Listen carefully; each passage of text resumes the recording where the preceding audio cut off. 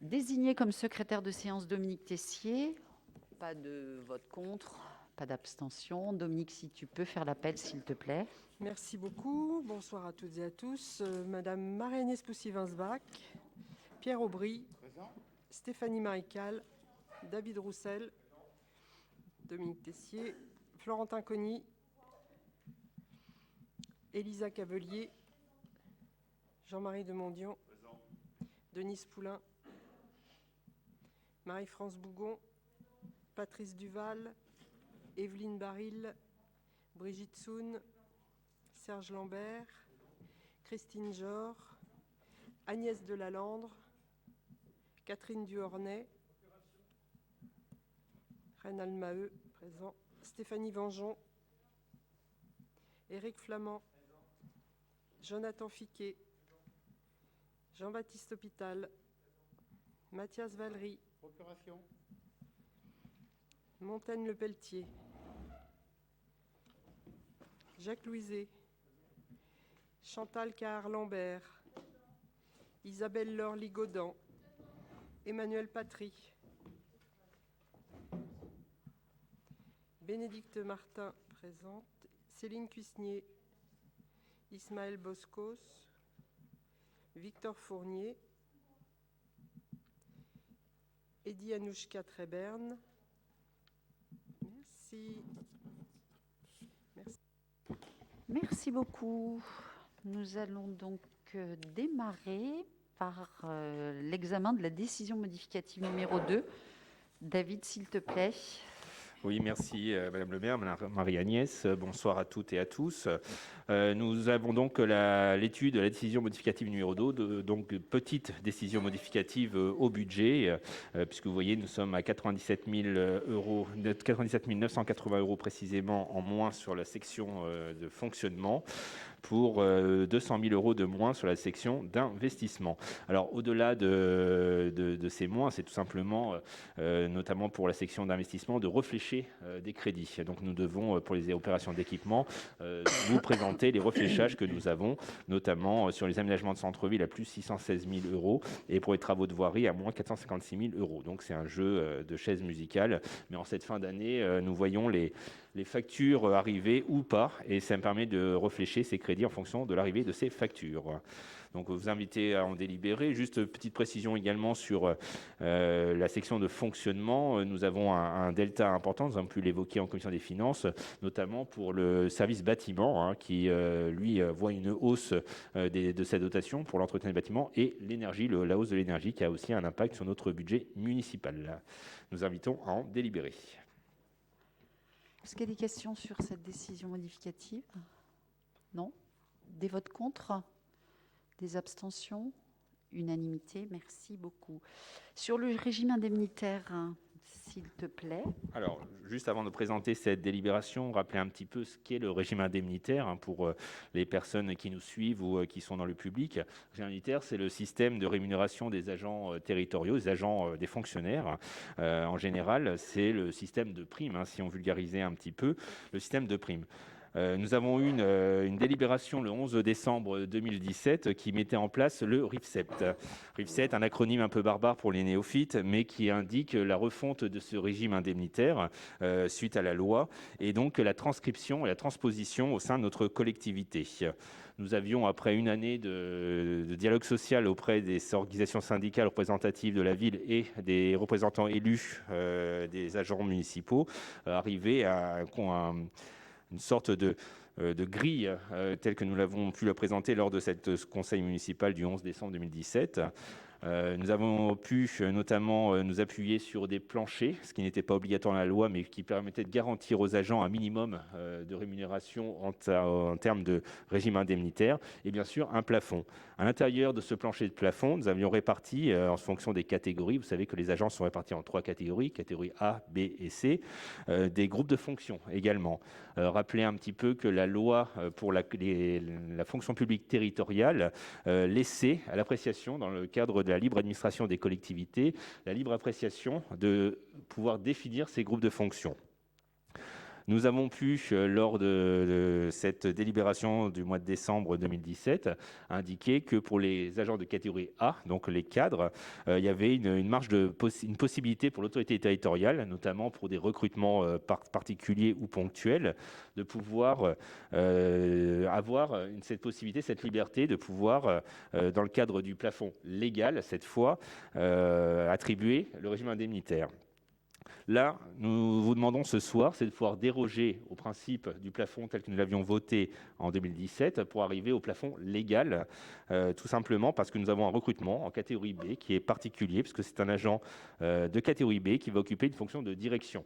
Et donc, pour pouvoir le rémunérer tel qu'un directeur peut prétendre à rémunération, nous devons pouvoir aller au-delà du plafond que nous avions voté en 2017. Donc, d'arriver jusqu'au plafond légal si l'autorité territoriale, c'est-à-dire Madame le maire ou son représentant, le décidait. Voilà un petit peu le résumé qu'on peut faire de cette délibération. Nous invitons à en délibérer. Est-ce qu'il y a des questions sur cette délibération? Madame Martin?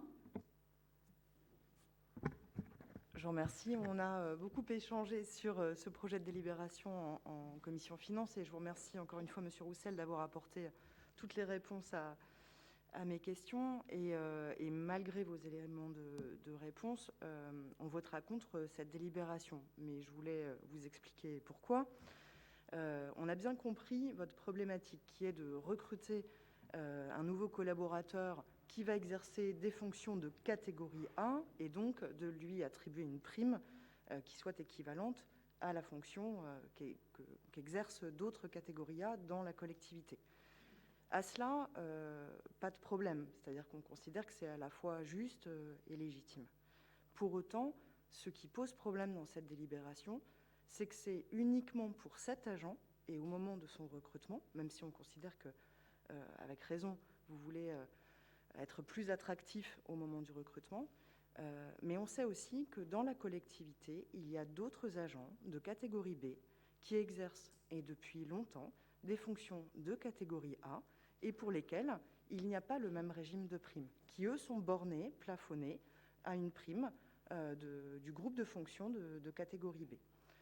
Et donc, si c'est juste pour un agent, malgré tout, ça crée une inégalité de traitement entre les collaborateurs, entre les fonctionnaires d'une même collectivité. Et c'est pour ça que nous ne sommes pas favorables à cette délibération. Alors, Madame Martin, en effet, c'est un débat que nous avons commencé à avoir en commission des finances. Comme j'avais pu vous l'indiquer, cette délibération de 2017, c'était une transposition de la loi. Il avait fallu qu'on puisse avoir une délibération qui cadre le régime indemnitaire pour l'ensemble des agents de la fonction publique, disons des agents de la ville de Fécamp. Et là, on s'aperçoit avec l'expérience, et vous le pointez très justement, que nous avons des régimes indemnitaires qui sont plus adaptés, notamment pour des agents qui font des fonctions. Alors, vous parlez de B en A, moi je dirais même aussi de C en B. Donc, on a vraiment ce delta. On voit qu'on a des distorsions aujourd'hui, puisque ces agents-là sont méritants. Ils n'ont pas la promotion, parce que pour être promu, il faut, c'est reste la voie royale, le concours. La promotion interne reste forcément en deçà de ce qu'on pourrait faire. La ville de Fécamp n'a pas la main là-dessus, n'a pas la maîtrise des promotions en voie interne, puisque nous avons qu'un quota de postes. Donc, il y a toujours un choix à faire. Donc, sur ce régime indemnitaire, c'est la seule possibilité que la ville de Fécamp a pour pouvoir valoriser des agents qui exercent des fonctions qui sont supérieures à leur cadre d'emploi. Comme j'avais pu vous l'indiquer, rendez-vous est pris avec les partenaires sociaux pour pouvoir retravailler ce point-là, avec également le CIA et d'autres points plus particuliers, car on s'aperçoit, là on a pointé une difficulté en effet de valorisation de certains de nos collaborateurs au sein de la ville de Fécamp, mais d'autres aussi. On voit que ce groupe de fonctions, tous les groupes de fonctions tels qu'ils ont été définis, est peut-être trop rigide aujourd'hui. Il va falloir qu'on puisse avoir un petit peu de liberté aussi, de pouvoir récompenser aussi nos agents méritants, et notamment nos catégories B. Moi je sais que c'était un axe important. Nos catégories C avaient été revalorisées lors de la transposition en 2017. Ils vont l'être à nouveau cette année par la loi, parce que la loi va revaloriser une bonne partie des catégories C, mais nos catégories catégorie B aujourd'hui n'ont pas eu cette valorisation. Et ça pose vraiment un vrai problème, parce que c'est vraiment nos cadres intermédiaires, nos cadres qui font tourner nos équipes à la ville de Fécamp.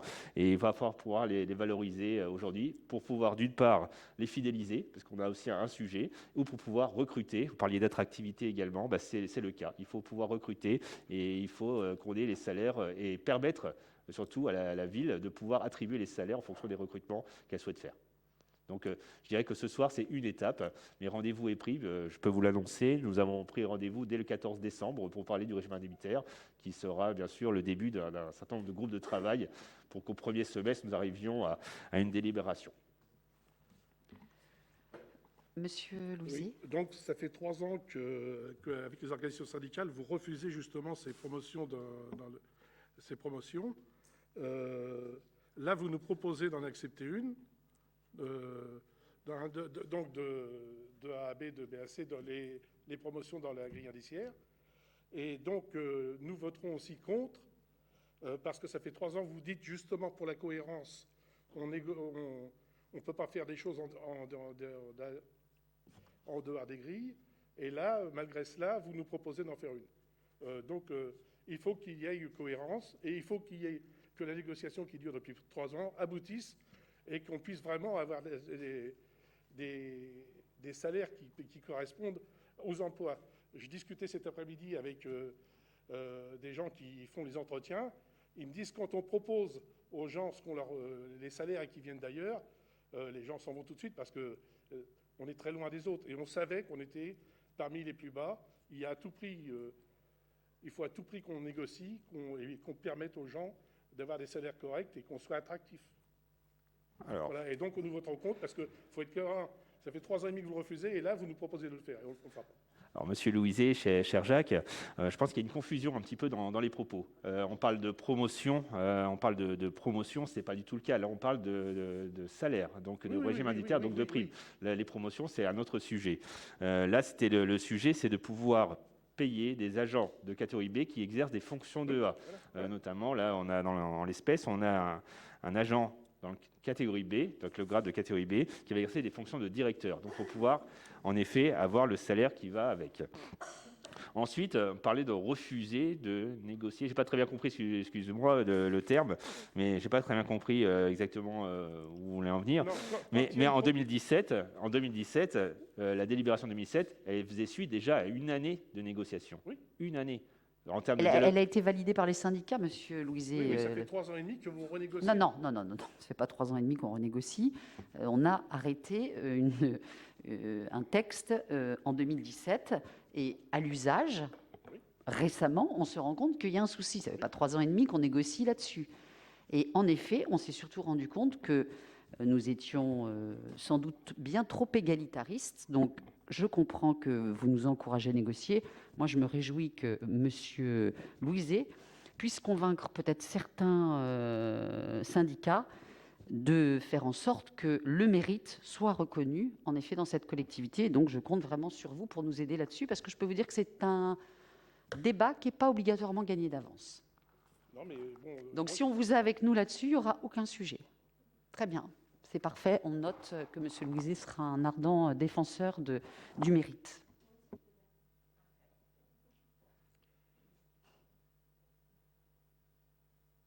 Excusez-moi, on n'a pas voté. Je mets aux voix. Qui est contre? Qui s'abstient? Merci beaucoup. La délibération suivante sur le tableau des emplois. Donc délibération assez récurrente, puisque en fonction de nos arrivées et départs parmi nos agents, ou en fonction des promotions ou des changements de quotité de travail, nous vous présentons le tableau des emplois.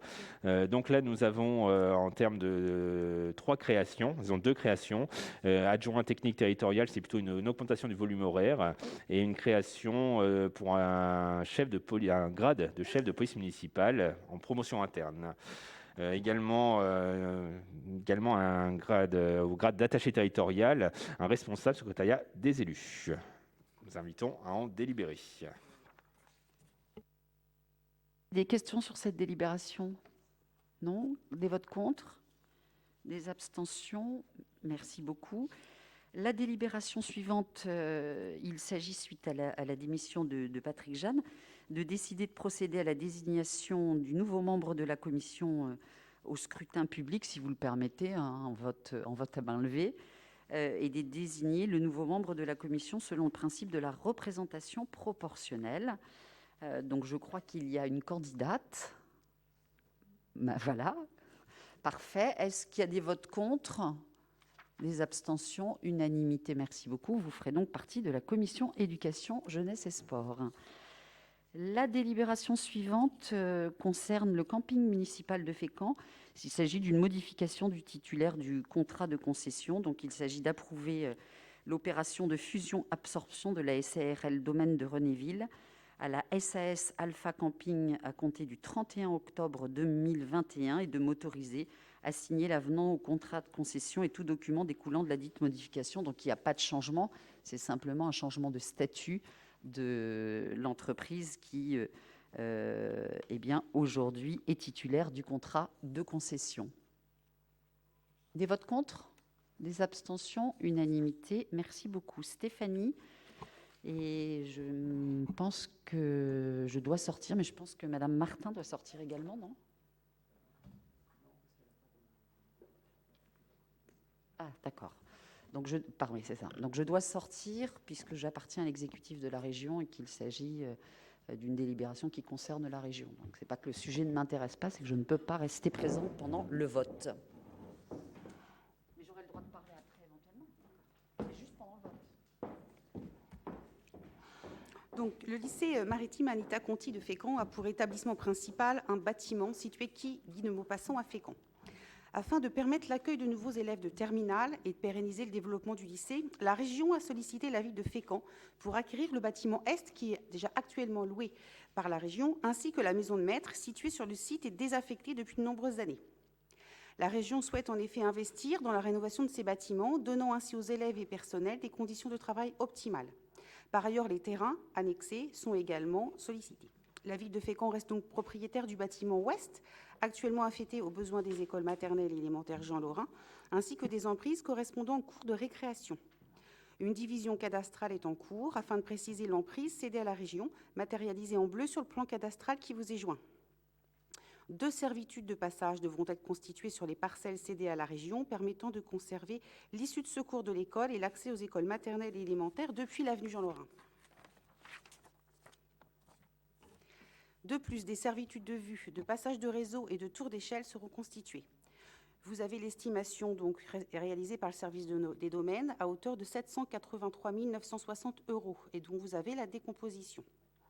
En conséquence, nous vous proposons de bien vouloir décider de céder en l'état à la région Normandie les parcelles 6248 avenue Jean Lorrain à Fécamp, cadastrées section AB 197, numéro 200 et 420, matérialisées en bleu sur le plan cadastral joint et moyennant le prix net vendeur de 783 960 €. Consentir aux charges et conditions ordinaires et de droit en la matière, sans indemnité ni de part ni d'autre, à la constitution de 2 servitudes de passage sur les parcelles, permettant de conserver l'issue de secours de l'école et l'accès aux écoles maternelles et élémentaires depuis l'avenue Jean Lorrain, et la constitution des servitudes de vue de passage et de réseau et de tour d'échelle, et autoriser Madame le maire ou son représentant à signer tout document permettant la concrétisation de ce dossier, notamment l'acte authentique d'acquisition. Ceci étant précisé que c'est l'étude notariale de maître Philippe Lemonnier qui donc sera chargé d'assister la ville. Nous vous invitons à en délibérer. Est-ce qu'il y a des questions concernant cette délibération ou des remarques ? Je vais mettre aux voix. Est-ce qu'il y a des voix contre ? Des abstentions ? Unanimité, merci. On peut demander à Madame le maire de revenir.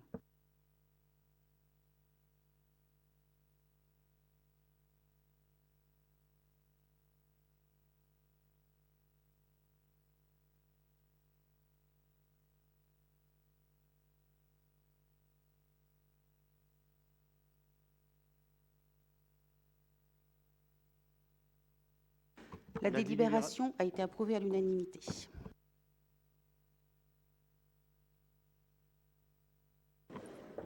Parfait, c'est vraiment une bonne chose parce qu'on était quand même un peu notamment inquiet pour la vieille maison, de savoir ce que ça allait devenir compte tenu du patrimoine communal que nous avons à entretenir. Celle-ci, qui est quand même une maison assez symbolique, puisque c'est la maison de Jean Lorrain, nous préoccupait beaucoup. Donc là, c'est vrai que l'engagement de la région est de maintenir la maison, de faire en sorte que ce patrimoine soit restauré.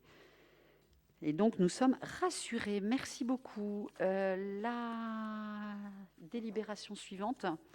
Vous vous souvenez qu'en 2019, les 2 étages supérieurs de la Poste, qui est située place Bellay, ont été vendus à l'OGO Seine-Estuaire pour un montant de 246 000 €. Cette vente a été consentie avec une condition résolutoire que l'OGO Seine-Estuaire produise une attestation de garantie financière d'achèvement des travaux qu'elle s'est engagée à réaliser, à savoir la réalisation de logements sociaux pour un montant minimum de 1 258 189 € émanant d'un établissement bancaire. Cette démarche n'ayant pu être concrétisée avant le démarrage effectif du chantier qui a été lancé en septembre 2020, l'OGO, devenu l'OGO Seine, a sollicité la ville de Fécamp pour constater par acte authentique, aux frais exclusifs de l'OGO Seine, la levée de cette clause résolutoire, confirmant ainsi la pleine propriété au profit de l'acquéreur à compter de la date de signature de l'acte authentique, soit le 11 juillet 2019. Donc il s'agit de renoncer au bénéfice de cette clause résolutoire de garantie financière d'achèvement des travaux et d'accepter que la vente soit consolidée au profit de l'OGO Seine. En fait, ils ont été obligés de nous demander ça. Ils n'en étaient pas obligatoirement rendus compte, mais c'est à l'occasion d'un prêt qu'ils ont sollicité auprès d'une banque. On leur a dit, mais attention, il faut renoncer, il faut que la ville de Fécamp renonce à cette clause résolutoire. Pas de sujet là-dessus. Pas de vote contre, pas d'abstention, unanimité. Merci beaucoup. Nous avons examiné à l'agglomération le rapport de la Chambre régionale des comptes. Comme nous vous l'avions dit dans cette instance, nous devons le passer dans chaque conseil municipal. Donc c'est le cas aujourd'hui. Est-ce qu'il y a des questions particulières sur ce rapport? Madame Martin. En cohérence avec ce qui s'est dit à l'agglomération, sur ce rapport de la Chambre régionale, je me permets de revenir sur un certain nombre de points d'alerte qui nous semble important de souligner. En tout premier lieu, la trajectoire financière dont la Chambre régionale s'inquiète et considère qu'elle n'est pas soutenable à long terme. Alors, à cela, vous avez opposé... Est-ce que vous pouvez parler un petit peu plus fort? Peut-être retirer même votre masque, puisque, oui. Il y a personne. Voilà. Vous n'avez personne à côté de vous et ni derrière. Donc, à ces arguments, vous opposez à un certain nombre de faits et de points sur lesquels on peut s'accorder, et notamment le contexte particulier. Vous revenez également sur les éléments de réponse relatifs à la situation du budget annexe des ordures ménagères, justifiant la décision que vous avez prise de passage à une taxe sur les ordures ménagères en lieu et place de la redevance. Alors, je me permets, à l'appui des conclusions du rapport, de revenir sur la mise en place de cette taxe. J'avais déjà eu l'occasion à l'époque de souligner les raisons de notre désaccord. Celle-ci, je crois, se confirme aujourd'hui, car au-delà de l'augmentation que ça engendre pour un certain nombre de ménages, et qui est parfois problématique pour le pouvoir d'achat, je crois que cette taxe n'est pas comprise par les citoyens. Et elle n'est pas comprise parce qu'elle dissocie le service public qui est rendu et qui est payé, c'est-à-dire les ordures ménagères, et l'assiette, la base fiscale sur laquelle on prélève la taxe. Lier le patrimoine foncier, la maison, avec la production d'ordures ménagères, c'est pas tout à fait cohérent. En tout cas, on peut le regretter, mais c'est pas parce qu'on habite une grande maison qu'on est une grande famille très productrice d'ordures ménagères. Donc, je crois qu'effectivement, il y a un refus de cette taxe parce qu'il y a une incompréhension sur le sujet. Ce qui m'inquiète, au-delà donc du montant, c'est que je crains un effet pervers à court terme, négatif en termes de développement durable et d'impact sur l'environnement. Le rapport souligne qu'on était déjà à 200 kilos de plus par an et par famille par rapport à la moyenne régionale, qu'on était quand même à 30% de plus de production qu'en moyenne dans la région, et que le refus de tri augmentait. Voilà, donc je crois urgent de réfléchir à un autre mode de taxe qui soit davantage compatible avec l'ambition que veut se donner l'agglomération en termes d'environnement. Il nous semble aussi important de souligner la préconisation... S'il vous plaît, pour être très précise, donc vous validez la taxe? Vous venez de dire un autre mode de taxe. Un autre mode de taxe... De fiscalité, vous voulez dire? De fiscalité, D'accord. effectivement. De fiscalité, en tout cas, qui soit davantage incitative, qui ne puisse pas créer d'effets pervers. Encore une fois, au-delà de l'augmentation très importante que cela peut avoir sur certaines familles. Et plus en lien avec l'ambition, encore une fois, de développement durable et environnemental qu'affiche la collectivité. Vous m'aviez, il y a je crois 1 an, proposé de travailler en commun. Je vous avais répondu que j'étais tout à fait disponible. Voilà. Après, le contexte a sans doute retardé un groupe de travail ou une commission, mais voilà, peut-être qu'il est temps de mettre en commun un collectif qui puisse réfléchir à une autre fiscalité. Je me permets aussi de revenir sur la construction du projet communautaire dont la Chambre régionale considère qu'elle a été insuffisamment concertée avec les habitants. Dans vos éléments de réponse, vous citez l'exemple du plan climat-énergie, vous citez les ateliers du projet de territoire. Moi, je crois qu'il faut changer de méthode et au risque de paraître un peu insistante sur ce sujet, organiser des ateliers en pleine semaine de 9h à 17h n'est pas de nature, je crois, à vraiment fédérer les forces vives du territoire. Et c'est se couper des salariés, des commerçants, des étudiants, d'un certain nombre d'acteurs qui seraient aussi partie prenante d'une concertation plus large. Enfin, je terminerai sur la question de la mutualisation. Et là, je cite directement le rapport. La mutualisation concerne principalement la ville de Fécamp, mais la mutualisation de l'emploi du directeur général des services paraît devoir être réexaminée rapidement, car un mi-temps, tant à la commune qu'à l'agglomération, paraît incompatible avec la charge de cette fonction. Alors, a fortiori, quand on apprend quelques pages avant que le directeur général des services fait aussi office de directeur des ressources humaines. Et les éléments de réponse sur ce sujet sont difficiles à appréhender parce que, dans un premier temps, vous dites, en fait, on continue la mutualisation, on la poursuit.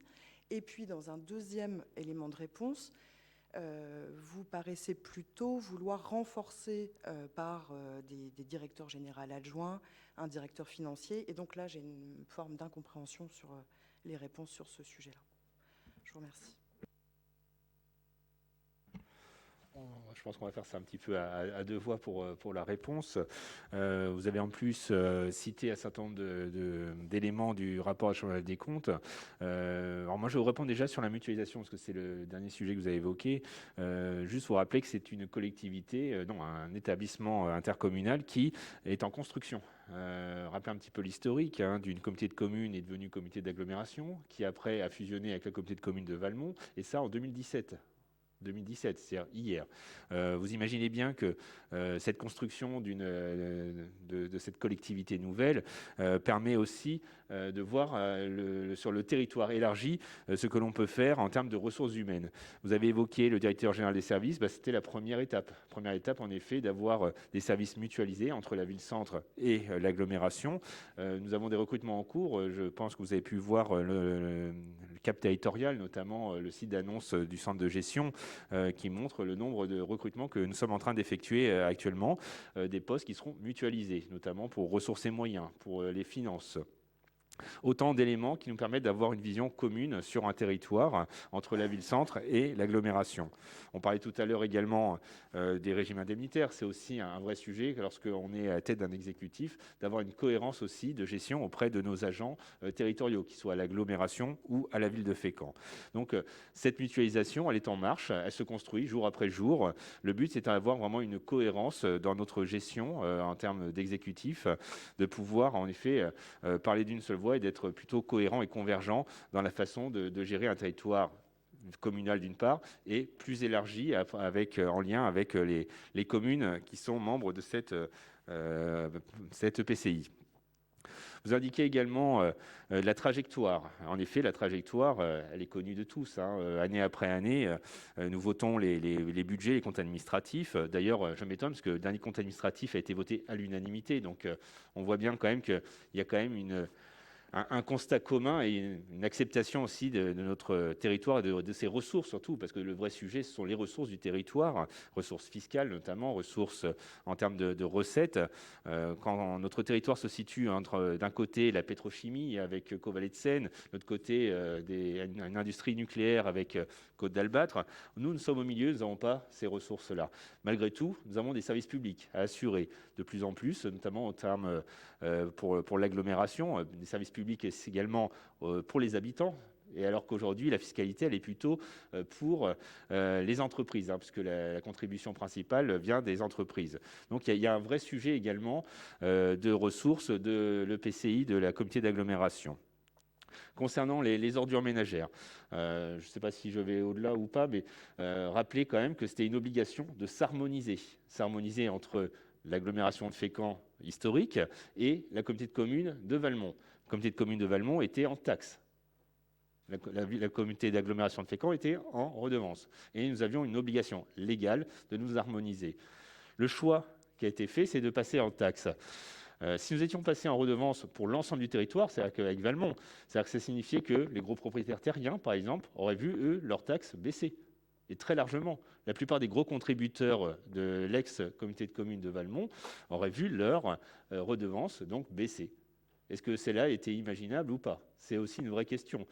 Vous parlez de communication auprès des habitants. Je crois que Madame la Présidente a eu, alors que le contexte était particulier, moi je tiens à le dire, le courage d'écrire à tous les habitants fécampois. À tous les habitants fécampois. La communication, elle a été faite également. Pas que. Tous les habitants de l'agglomération, de l'ancienne agglomération de Fécamp. Et donc, autant de communication pour bien sûr expliquer, d'une part, ce qui est aussi une taxe, indiquer aussi que 80% des territoires en France sont soumis à la taxe des ordures ménagères. 80%. Donc c'est quand même un système qui permet aussi aux collectivités de pouvoir assurer de manière durable leurs recettes. Vous êtes attentive également à l'évolution des budgets des ordures ménagères, notamment aux dépenses que cela peut avoir. On est dans une démarche environnementale aujourd'hui. Le traitement des déchets coûte plus cher qu'avant. La collecte des déchets aujourd'hui coûte plus cher qu'avant. Et ça, c'est un fait qui est historique et qui va aller à l'avenir crescendo. On sait très bien que c'est un coût qui va être de plus en plus important à supporter pour l'ensemble des collectivités en France. Je pense que le débat que nous avons à Fécamp, il est aussi porté sur d'autres territoires, voisins même, et on l'entend bien que cette contribution, c'est toujours le principe de l'acceptation et le consentement à l'impôt qui est en filigrane, bien entendu, c'est la répartition de la contribution des uns et des autres. Auparavant, c'était une redevance à l'usager. Aujourd'hui, c'est en effet basé sur la valeur locative d'un bien foncier. Faut aussi rappeler un peu l'historique, c'est aussi la perte en ligne que nous avions par rapport à des personnes qui ne contribuent pas. Nous avions une perte en ligne de personnes qui ne contribuent pas non plus. La loi ne nous permettait pas non plus de recouper les fichiers. La CNIL était très attentive là-dessus. Et nous voyons bien que nous avions une perte en ligne également de nos recettes, ce qui n'était pas juste non plus. Si on parle de justice fiscale, certaines familles échappaient à cette redevance. Donc voilà un petit peu les éléments qu'on peut vous apporter pour le passage en taxe. Je comprends moi, très clairement que certaines familles ont vu une forte hausse de leur taxation pour les ordures ménagères, mais vous ne parlez pas des familles qui, elles, ont vu des baisses, notamment les familles les plus modestes. Vous savez bien que les familles les plus modestes habitent souvent dans des appartements plus petits ou dans des logements sociaux, et ces familles-là, elles, ont vu pour la plupart, des baisses de leurs redevances, donc à travers la taxe qui est prélevée par leurs propriétaires ou leurs bailleurs. Merci, merci David. Tu as quasiment tout dit. Moi, je vais vous dire vraiment le fond de ma pensée de façon, alors là, extrêmement politique. Jamais, jamais, jamais, je me serais imaginé qu'on en serait à ce niveau de débat.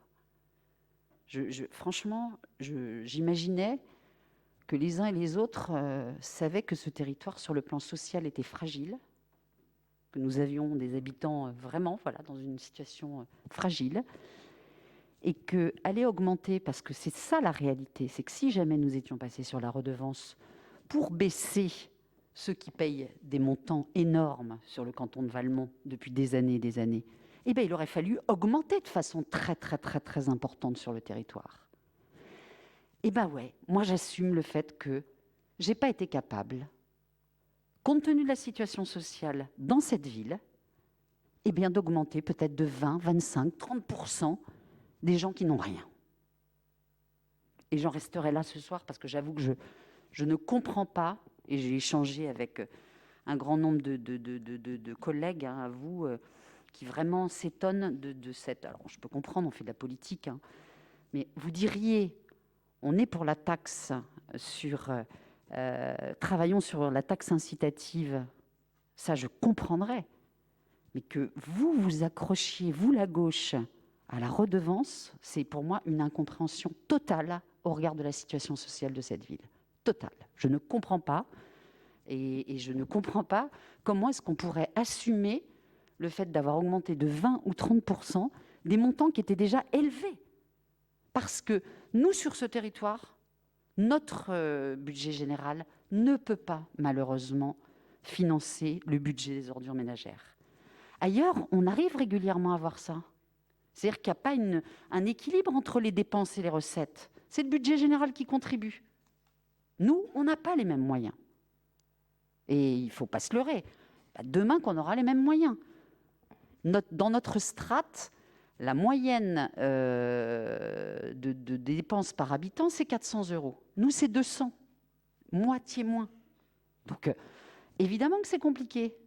Mais comme et David le rappelait, on maintient quand même des services publics qui avaient été mis en place auparavant, d'autres qui ont été créés parce que ça correspond à des attentes sur le territoire, sans pour autant, en effet, en créer qui seraient fantaisistes. Je crois on n'a pas aujourd'hui de service public qui soit considéré comme étant un luxe.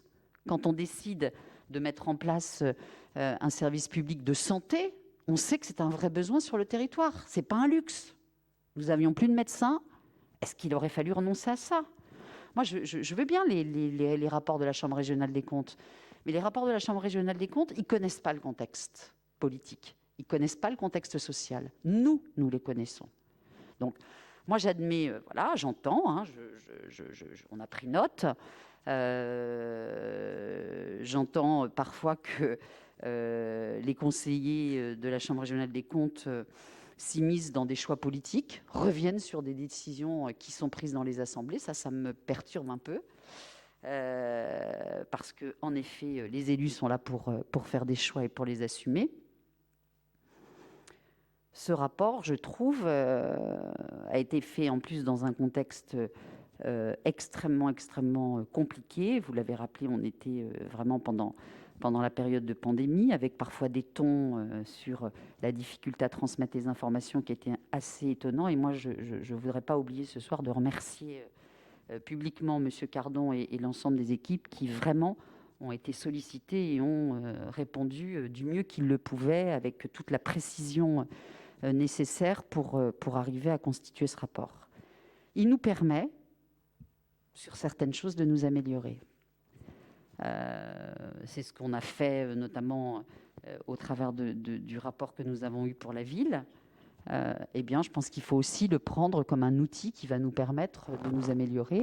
Il met le doigt un peu là où ça fait mal. On a souvent eu des débats entre la direction, le maire et les vice-présidents sur notamment ces mutualisations que vous évoquiez.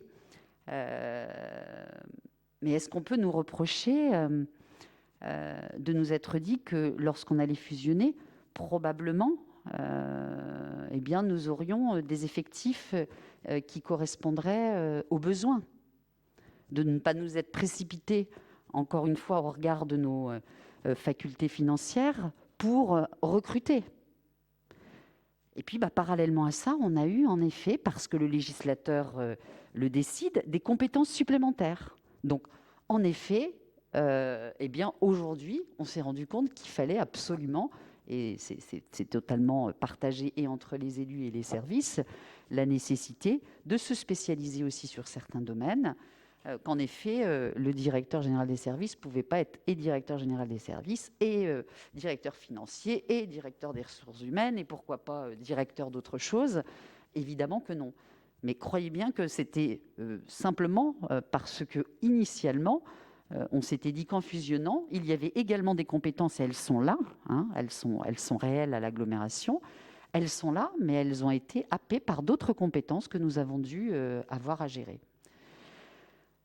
Enfin, sur le fait que vous soyez en effet présent, moi je veux saluer, puisque vous avez repris un certain nombre d'arguments que vous aviez déjà évoqués en conseil communautaire. Moi je voulais me réjouir que, enfin, votre groupe siégeait à l'agglomération, ce qui, je le permets de le rappeler pour l'ensemble des personnes qui nous écoutent, est une nouveauté, puisqu'on s'est débrouillé en effet tout seul, puisque l'opposition refusait de siéger pour les nouveaux élus au sein de l'agglomération. Alors aujourd'hui, venir reprocher des décisions qui ont été prises quand on a fait la politique de la chaise vide, c'est parfois un peu compliqué à entendre. Et encore une fois, ce n'est pas pour vous que je le dis, c'est pour les anciens élus, puisque certains élus continuent à s'exprimer sur des sujets pour lesquels ils n'ont pas pris part au débat alors qu'ils étaient eux-mêmes élus.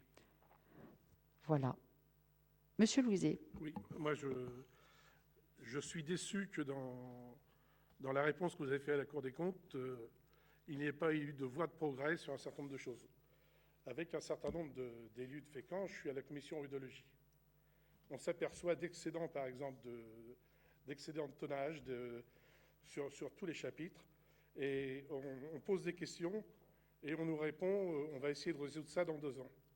Je pense qu'aujourd'hui, ces voies de progrès-là doivent tout de suite être prises et qu'il faut faire les efforts nécessaires de façon à ce qu'on ait un outil performant, des déchetteries performantes, et qu'on ait vraiment un travail pour faire baisser tous ces excédents et arriver à la moyenne nationale.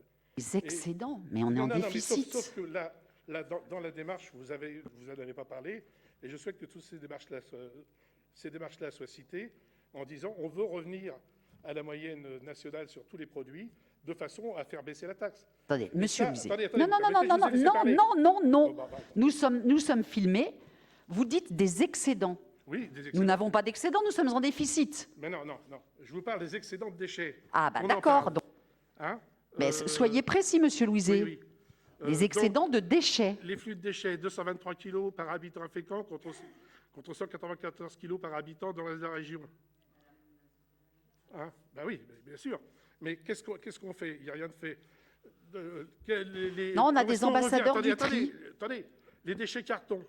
On a abandonné les déchets carton en disant les gens vont les porter à la déchetterie d'Épreville. Samedi, marché à Fécamp, vous passez après le marché, tous les commerçants mettent dehors les cartons et les cartons vont dans les vracs et donc ne sont pas valorisés. Ça, on a les photos. Et tout cela, c'est des actions de progrès qu'il faut faire et on ne trouve pas ces actions de progrès. Il faut que ces actions de progrès-là soient faites. Il faut revenir à une éducation, peut-être avec des actions dans le milieu scolaire, et qu'on arrive à baisser notre tonnage de déchets. C'est une partie importante.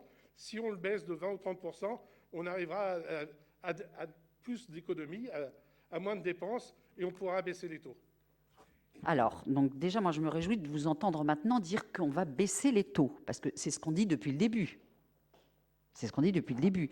Mais quand vous dites il faut, vous conviendrez bien que ça veut dire qu'il faut des moyens supplémentaires. Parce que pour faire...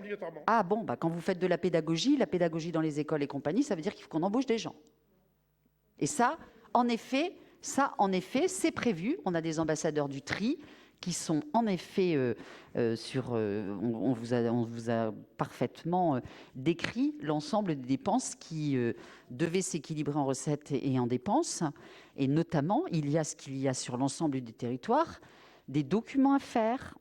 Mais sauf que là, en effet, comme on avait non pas des excédents, mais des déficits et des déficits, eh bien, en effet, il y a quand même un grand nombre d'actions qui n'ont pas pu être faites. Ça, c'est une certitude.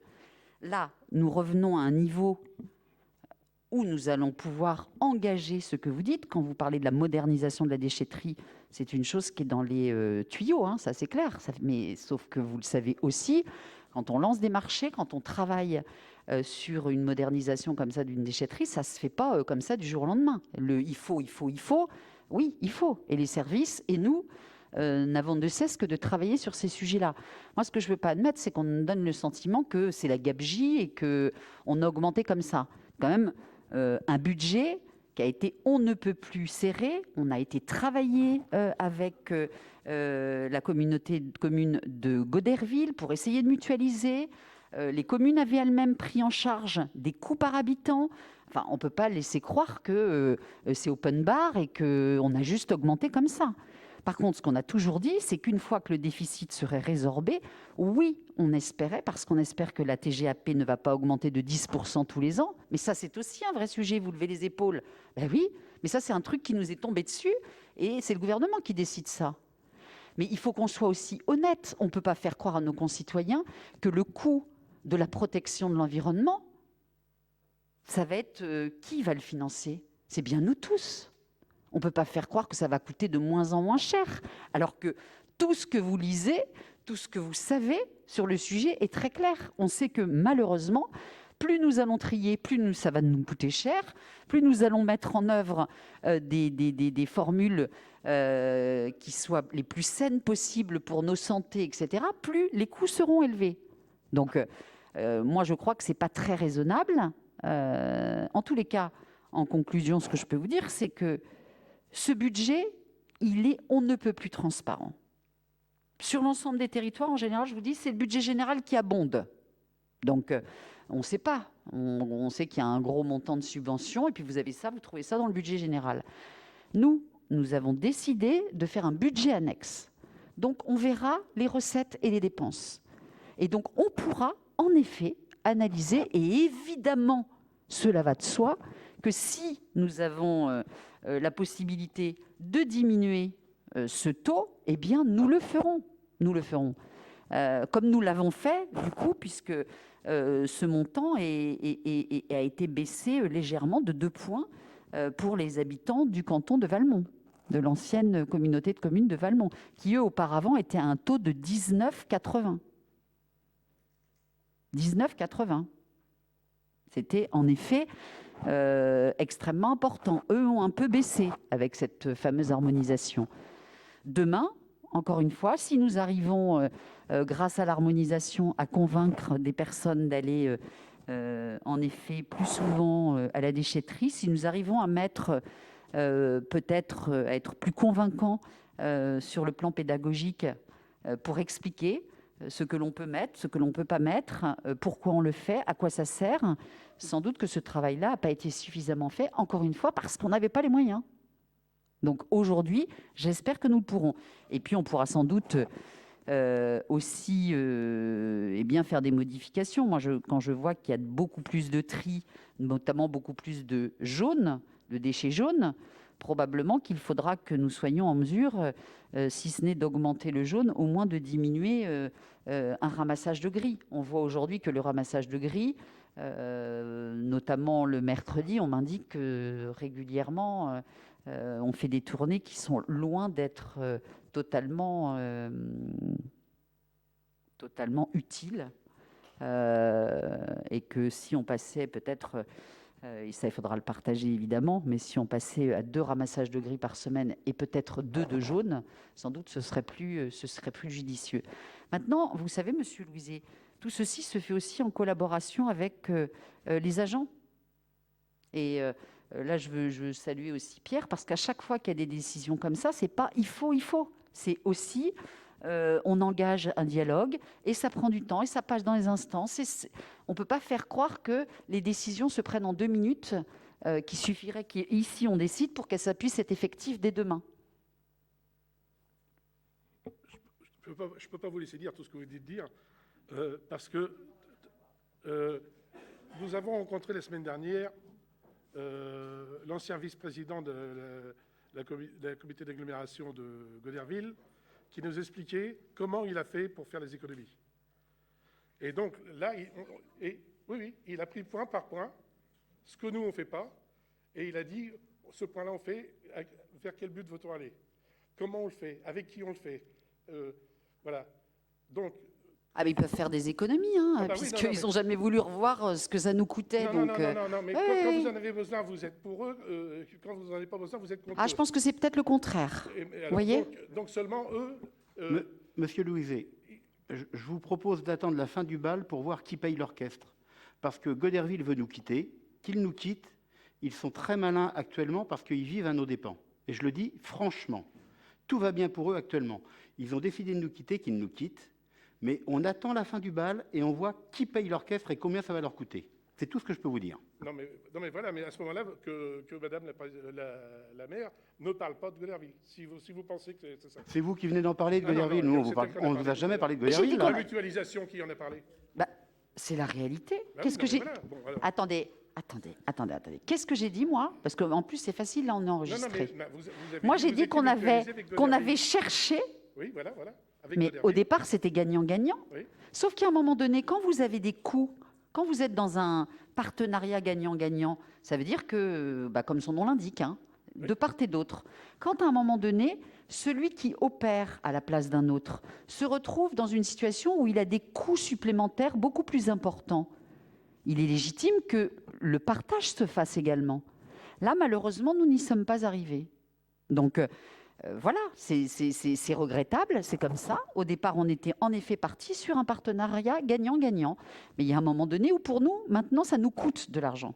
Donc, vous comprenez que, et j'allais dire, on est resté de toute façon en bons termes, puisque la preuve, alors qu'ils avaient dit qu'ils nous quitteraient beaucoup plus rapidement, là, ils sont un peu ennuyés, ils nous demandent de surseoir, et nous acceptons parce que nous savons que c'est des sujets compliqués. Mais il y a un moment donné où, en effet, aussi, on a un problème d'échelle. Et moi, je pense que ça va être difficile pour eux de maintenir des dépenses et des recettes à la hauteur parce qu'ils vont être confrontés aux mêmes soucis que nous. La TGAP, elle n'augmente pas que sur le territoire de Fécamp. Elle augmente sur tout le territoire national. Les contrats aidés pour lesquels il a été mis fin, c'est vrai partout. Quand vous avez le coût du fuel, du gasoil, qui augmente, c'est vrai partout. C'est pas vrai qu'à Fécamp. Donc, ils seront confrontés sans doute à ces difficultés-là. Et en effet, nous, c'est pas ce qu'on souhaite, hein, parce qu'au départ, on était en effet tous très heureux. Maintenant, quand vous en avez un qui, en effet, dans un couple, n'est plus équilibré, parce que c'est toujours le même qui fait l'effort et que les situations se crispent, il faut être capable de se dire on se sépare. Ça ne veut pas dire qu'on ne travaille pas sur d'autres sujets. On travaille parfaitement sur le tourisme, on travaille parfaitement sur d'autres sujets. Sur celui-ci, nous n'arrivons plus à trouver notre équilibre.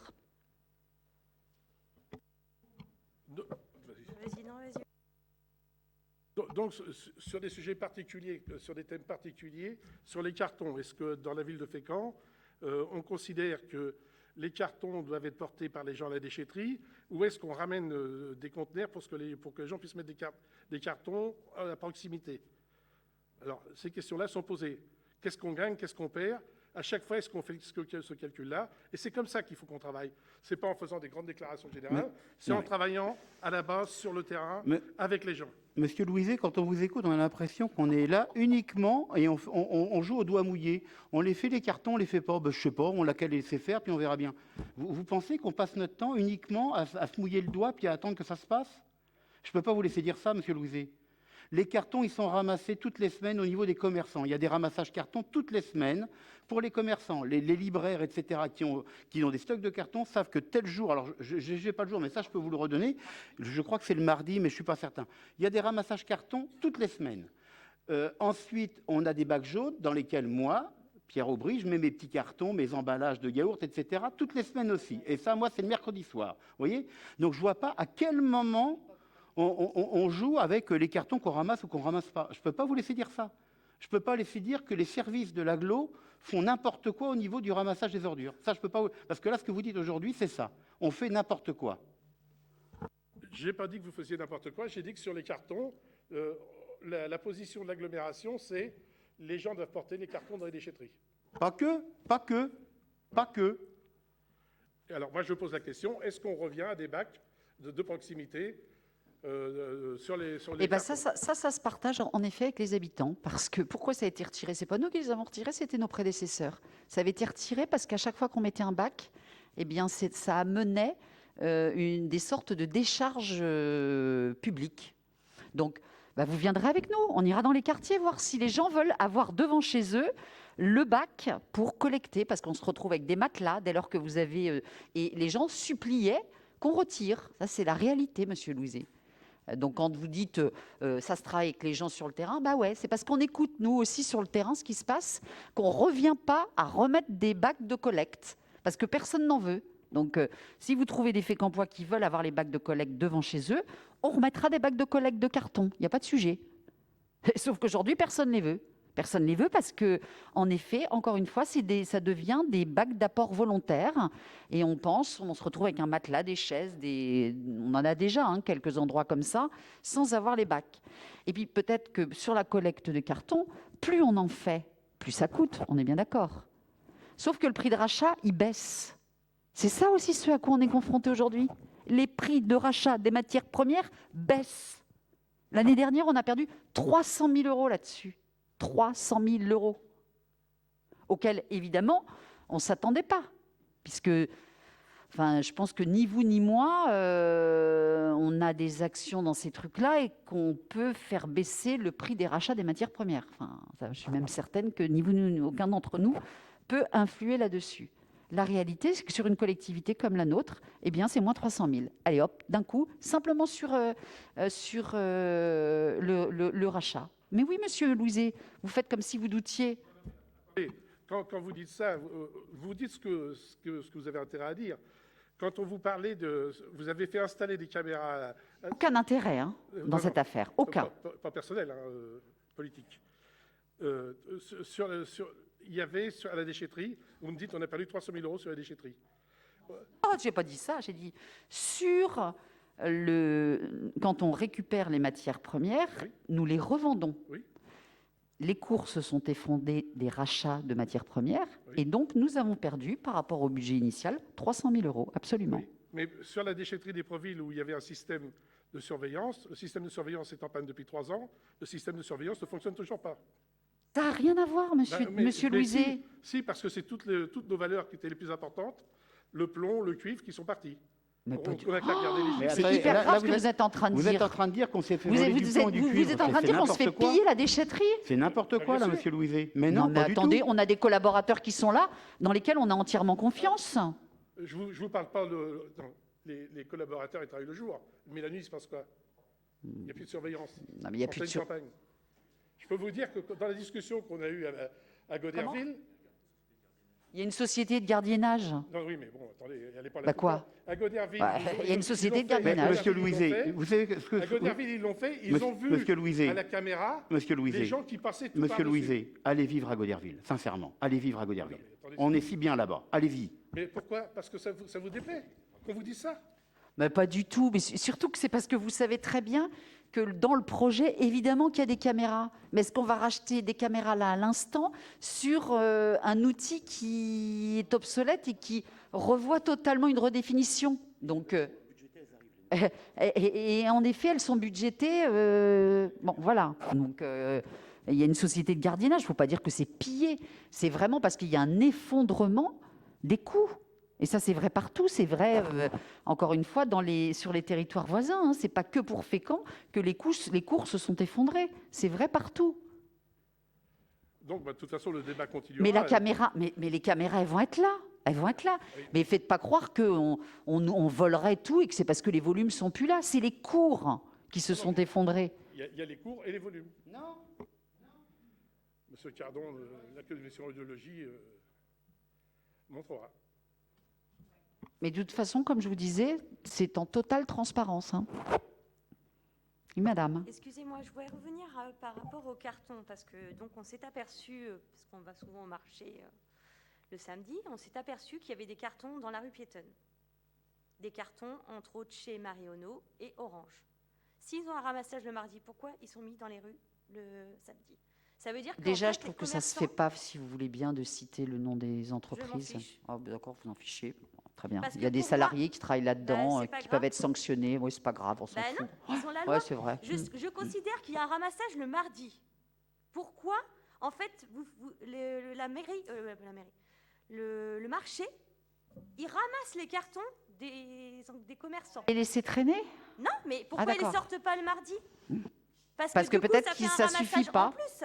Peut-être que ça suffit pas, en effet, pour Parce eux. que du Mais coup- ça, il va falloir qu'Elisa aille les voir. En effet, si c'est arrivé régulièrement, ça doit Parce pas être parce pris. qu'ils ont le mardi, c'est le mardi.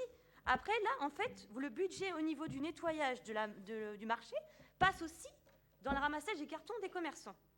Madame, ça c'est la ville, le ramassage. Ça s'appelle la propreté urbaine. Oui, mais normalement, si les cartons sont mis le mardi, ils devraient mettre que le lundi soir ou le mardi dans la journée, puisque c'est le mardi que ça passe.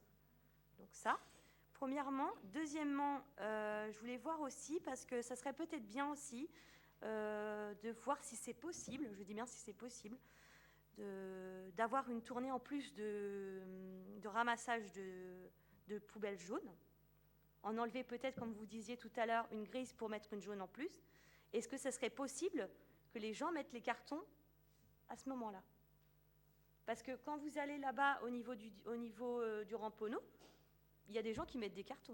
Hein, Il y a des gens qui mettent des chaises, il y a des gens qui mettent des matelas. Mais si vous voulez, qui les gens mettent ne des comprennent frigos, pas qui qu'il y a une mettent partout. augmentation des ordures ménagères. Ils ne comprennent pas et qu'ils ne peuvent plus mettre les cartons. Il faut qu'ils aillent à la déchetterie. Et franchement, je vous dis tout de suite, hein, aller mettre un carton à la déchetterie, les gens ne vont pas faire la route. Hein.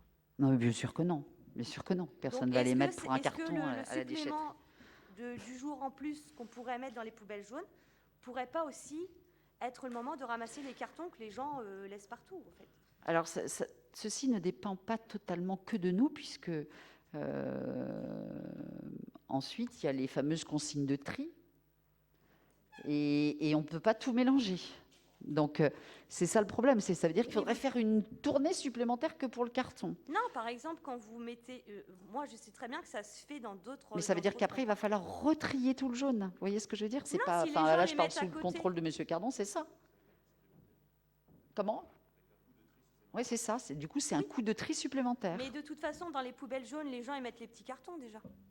Les Ah bah petits oui, cartons, bien les sûr, colis, les bien choses comme sûr. ça. Donc, est-ce qu'on ne peut pas demander aux gens de mettre les cartons à côté des poubelles et qu'ils passent une fois par semaine? Ils le font. Non, vous les prenez. Il y a des gens qui mettent les cartons, ils Mais ne sont pas pris. quand leur on met les un prend truc pas comme puisque quoi c'est- pas trié. Quand il m'arrive d'avoir un carton, je le sors en même temps que ma poubelle jaune, je le coince entre la poubelle et le mur, et je peux vous assurer que tous les matins, il est ramassé. Hein. Eh ben moi, je Bah, peux vous normalement, confirmer non. que dans ces endroits, ils ne Normalement, sont pas non. ramassés quand il y en a de trop. Non, moi Non, je l'ai fait, non, non. il n'était pas ramassé. hein. Non, non, normalement non, puisque c'est un tri supplémentaire. Donc, c'est en effet pas dans le jaune.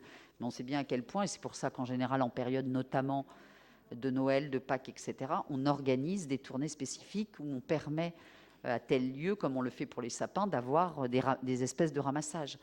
Mais vous avez raison que sur le ramassage de ces cartons, je pense que la fameuse... Aujourd'hui, ce qu'il faut être en capacité de regarder, c'est on a 4 ramassages. On a 3 gris, 1 jaune.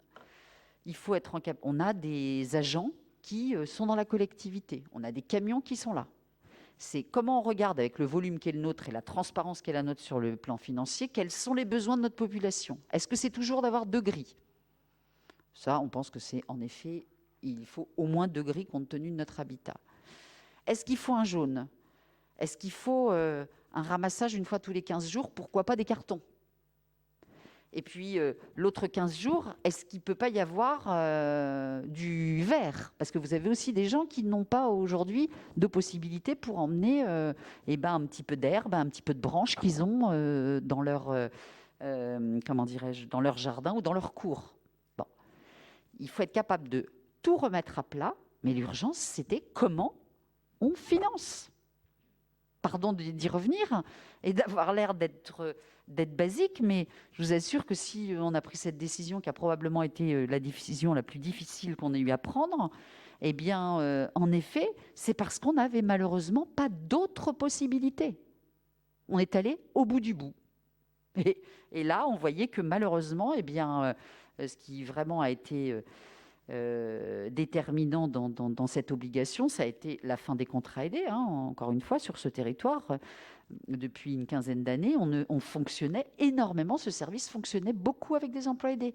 Et bien, tant mieux pour les agents qui ont pu bénéficier d'une titularisation, mais vous savez aussi que ça ne coûte pas le même coût à la collectivité. Tant mieux pour, encore une fois, pour eux. Le coût des matières premières qui a chuté, et puis le coût de la TGAP qui, tout d'un coup, a pris 10%. Bon, ben voilà. Et on a été les premiers parce que nous, il y avait une urgence financière, mais vous le savez très bien parce que vous avez aussi vent de ce qui se passe chez les collègues et amis voisins. Eh bien, c'est exactement ce qui arrive partout sur tous les territoires au prochain budget. Eux, ils vont l'avoir fait 1 an après nous. Mais l'harmonisation, elle va se faire partout et elle va évidemment se faire à la hausse. C'est obligatoire. Sauf peut-être sur les territoires très très riches, où en effet le budget général abondera de façon supplémentaire le budget des ordures ménagères. C'est mathématique, malheureusement. Et je voulais voir aussi par rapport pour que les gens puissent trier, c'est bien de faire ça dans les écoles. Il y a aussi un moyen aussi pour avoir... Oui, mais pour avoir aussi des aides aussi au niveau de l'État, il y a quelque chose qui s'appelle le service civique, qui est adressé aux jeunes, qui pourrait aussi, l'État pourrait aussi financer. D'accord. On a quelques-uns dans certains domaines, hein, David. Oui. On a des services civiques, notamment auprès de l'Éducation nationale. Parce que c'est quelque chose, ça les fait investir pour l'avenir aussi.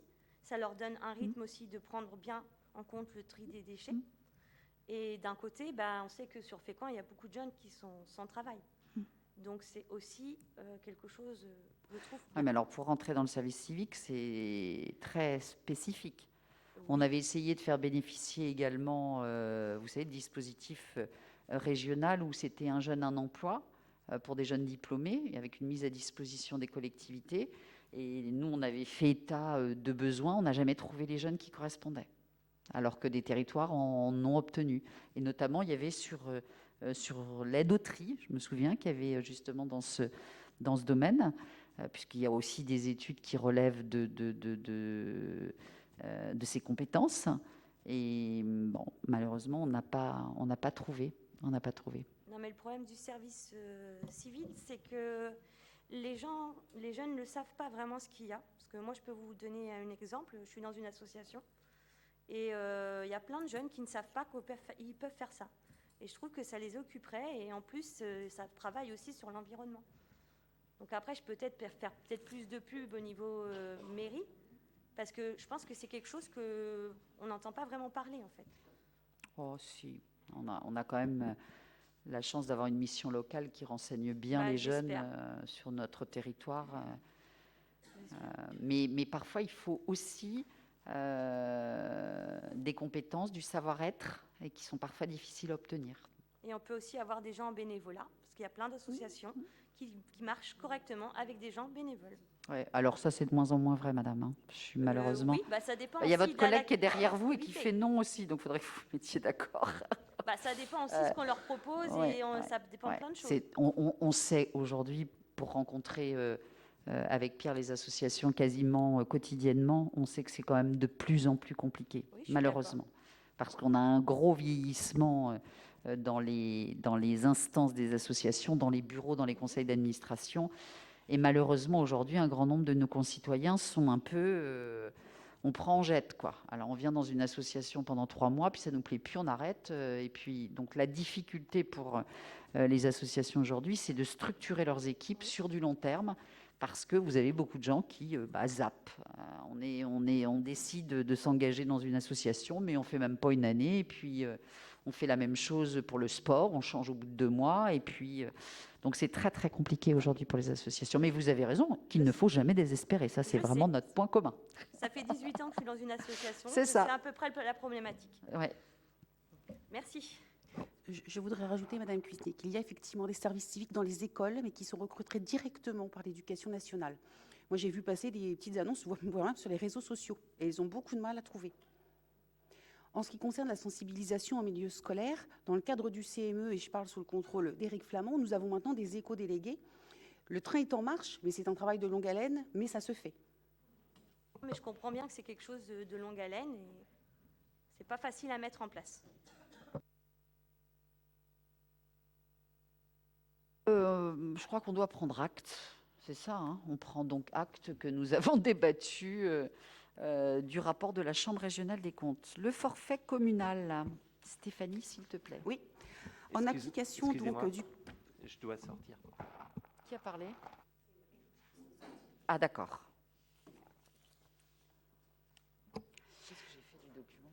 Donc, en application donc, du Code de l'éducation, le financement des classes d'enseignement privé sous contrat d'association est une dépense obligatoire pour la commune où se situe le siège de l'école. En effet, les dépenses de fonctionnement des classes sous contrat sont prises en charge dans les mêmes conditions que celles des classes correspondantes de l'enseignement public. Ainsi, pour l'année scolaire 2020-2021, il convient de déterminer le montant du forfait pour les classes préélémentaires et élémentaires de l'enseignement privé sous contrat d'association. Et seules les dépenses obligatoires dont vous avez la liste sont prises en compte. Aussi ressort-il de l'analyse du compte administratif 2020, qui doit servir de référence pour le calcul de ces éléments, et après négociation avec les représentants de la Providence, le coût annuel d'un élève de classe maternelle publique de Fécamp est de 1 232 € et celui d'un élève de classe élémentaire de 650 €. Ce sont les mêmes montants que l'année précédente. Compte tenu de ce qui précède, donc le montant du forfait communal est de 650 € par élève de classe élémentaire, soit 118 950 pour les 183 élèves fécampois inscrits à la Providence, et 1 232 € par élève de classe maternelle, soit 98 560 € pour les 80 élèves fécampois inscrits, soit un montant global de 17 510 €. Par rapport à ça, maintenant, l'instruction obligatoire, c'est à partir de 3 ans. Aussi, nous déposons un dossier auprès de l'État pour avoir une compensation sur le montant des préélémentaires. Pour l'année précédente, le montant va être versé d'ici à la fin de l'année. En conséquence, nous vous proposons, si vous en êtes d'accord, donc de bien vouloir fixer les montants à 650 € et 1 232 €, décider le versement de la somme totale de 217 510 € à l'OGEC au titre du forfait communal, et au titre de l'année scolaire 2020-2021, déduction faite de la somme de 150 000 € qui était déjà versée, soit un reliquat de 67 510 €, et autoriser Madame le maire ou son représentant à solliciter l'État donc pour procéder au remboursement des charges nouvelles, à savoir donc pour l'instruction des préélémentaires, et ce pour l'année scolaire 2020-2021. Nous invitons à en délibérer. Est-ce qu'il y a des questions sur cette délibération? Pas de vote contre, pas d'abstention. Merci beaucoup. Stéphanie, pour la détermination des tarifs. Donc, la ville de Fécamp organisera pour l'année prochaine, donc avec des départs sur l'année 2022, des classes de neige en coordination avec les équipes enseignantes, à savoir 2 classes pour l'école du Port, 3 classes pour l'école Rabelais et 1 classe pour l'école Jean Lorrain. Vous avez ensuite le tableau avec la tarification, donc en fonction du quotient familial. Parallèlement, les écoles élémentaires organiseront elles-mêmes donc des séjours de découverte hors classe de neige, 2 classes pour l'école Jean Massé et 1 classe pour l'école Albert Camus, avec un financement donc de la ville dans la limite de 125 € par élève domicilié à Fécamp et dans la limite de 25 élèves par classe. Compte tenu de ce qui précède, donc, nous vous proposons, si vous en êtes d'accord, de fixer les tarifs des classes de neige basés sur le quotient familial CAF 2021 et calculés de manière linéaire entre un prix plancher de 80 € et un prix plafond de 240 €. Et puis 260 € pour les familles extérieures à Fécamp. Décider d'accorder aux familles concernées par le départ simultané de 2 enfants un tarif dégressif, donc une réduction de 20%, et décider de verser une participation financière de 125 € donc pour l'organisation des séjours de découverte, et décider aussi de demander une subvention par élève au département de la Seine-Maritime. Nous vous invitons à en délibérer. Est-ce qu'il y a des questions sur cette délibération? On ne voit pas qui est contre, qui s'abstient, unanimité. Merci. La suivante, les bourses d'encouragement de la Fondation Jacqueline Desportes. Donc, toujours enfin, au terme de ces dispositions testamentaires, donc mademoiselle Desportes, tante de Jacqueline Desportes, a légué à la ville une somme de 580 000 € dont elle souhaitait voir les revenus annuels consacrés à l'attribution de bourses d'études destinées à venir en aide à de jeunes Fécampois. Un crédit de 5 000 € est affecté aux bourses d'encouragement pour les jeunes Fécampois méritants. Ces noms sont donnés par les chefs d'établissement. En conséquence, nous vous proposons, si vous en êtes d'accord, de bien vouloir fixer à 5 000 € le montant global des crédits affectés pour l'année scolaire 2021-2022 aux bourses d'encouragement de la Fondation Jacqueline Desportes, 10 bourses de 500 €, à savoir 400 € en virement bancaire et 100 € en chèque lire à des jeunes étudiants Fécampois méritants. Nous vous invitons à en délibérer. Est-ce qu'il y a des questions sur cette délibération? Peut-être vous dire que, je l'évoquais avec Stéphanie, je pense que si nous restons sur des taux d'intérêt tels qu'ils sont aujourd'hui, ça ne s'appellera plus la bourse d'encouragement de la Fondation Desportes, mais la bourse d'encouragement de la ville de Fécamp, point, puisque malheureusement, les intérêts ne couvrent absolument plus. Donc nous avons souhaité maintenir ces bourses d'encouragement, d'abord parce qu'on sait à quel point elles sont importantes pour les familles et pour les jeunes qui peuvent en bénéficier, également à la mémoire de cette personne, mais sachez qu'aujourd'hui, c'est vraiment pris sur le budget de la ville et non plus, ça ne correspond plus aux intérêts, puisqu'il y a zéro quasiment. Même tu me disais que ça coûtait parfois plus cher de les placer qu'auparavant, où ça rapportait tout de même. Oui, c'est ça, jusqu'à 3%. Des votes contre? Des abstentions? Merci beaucoup. La délibération suivante. Donc, délibération récurrente concernant le versement des subventions dans le cadre de la Maison de la Justice et du Droit.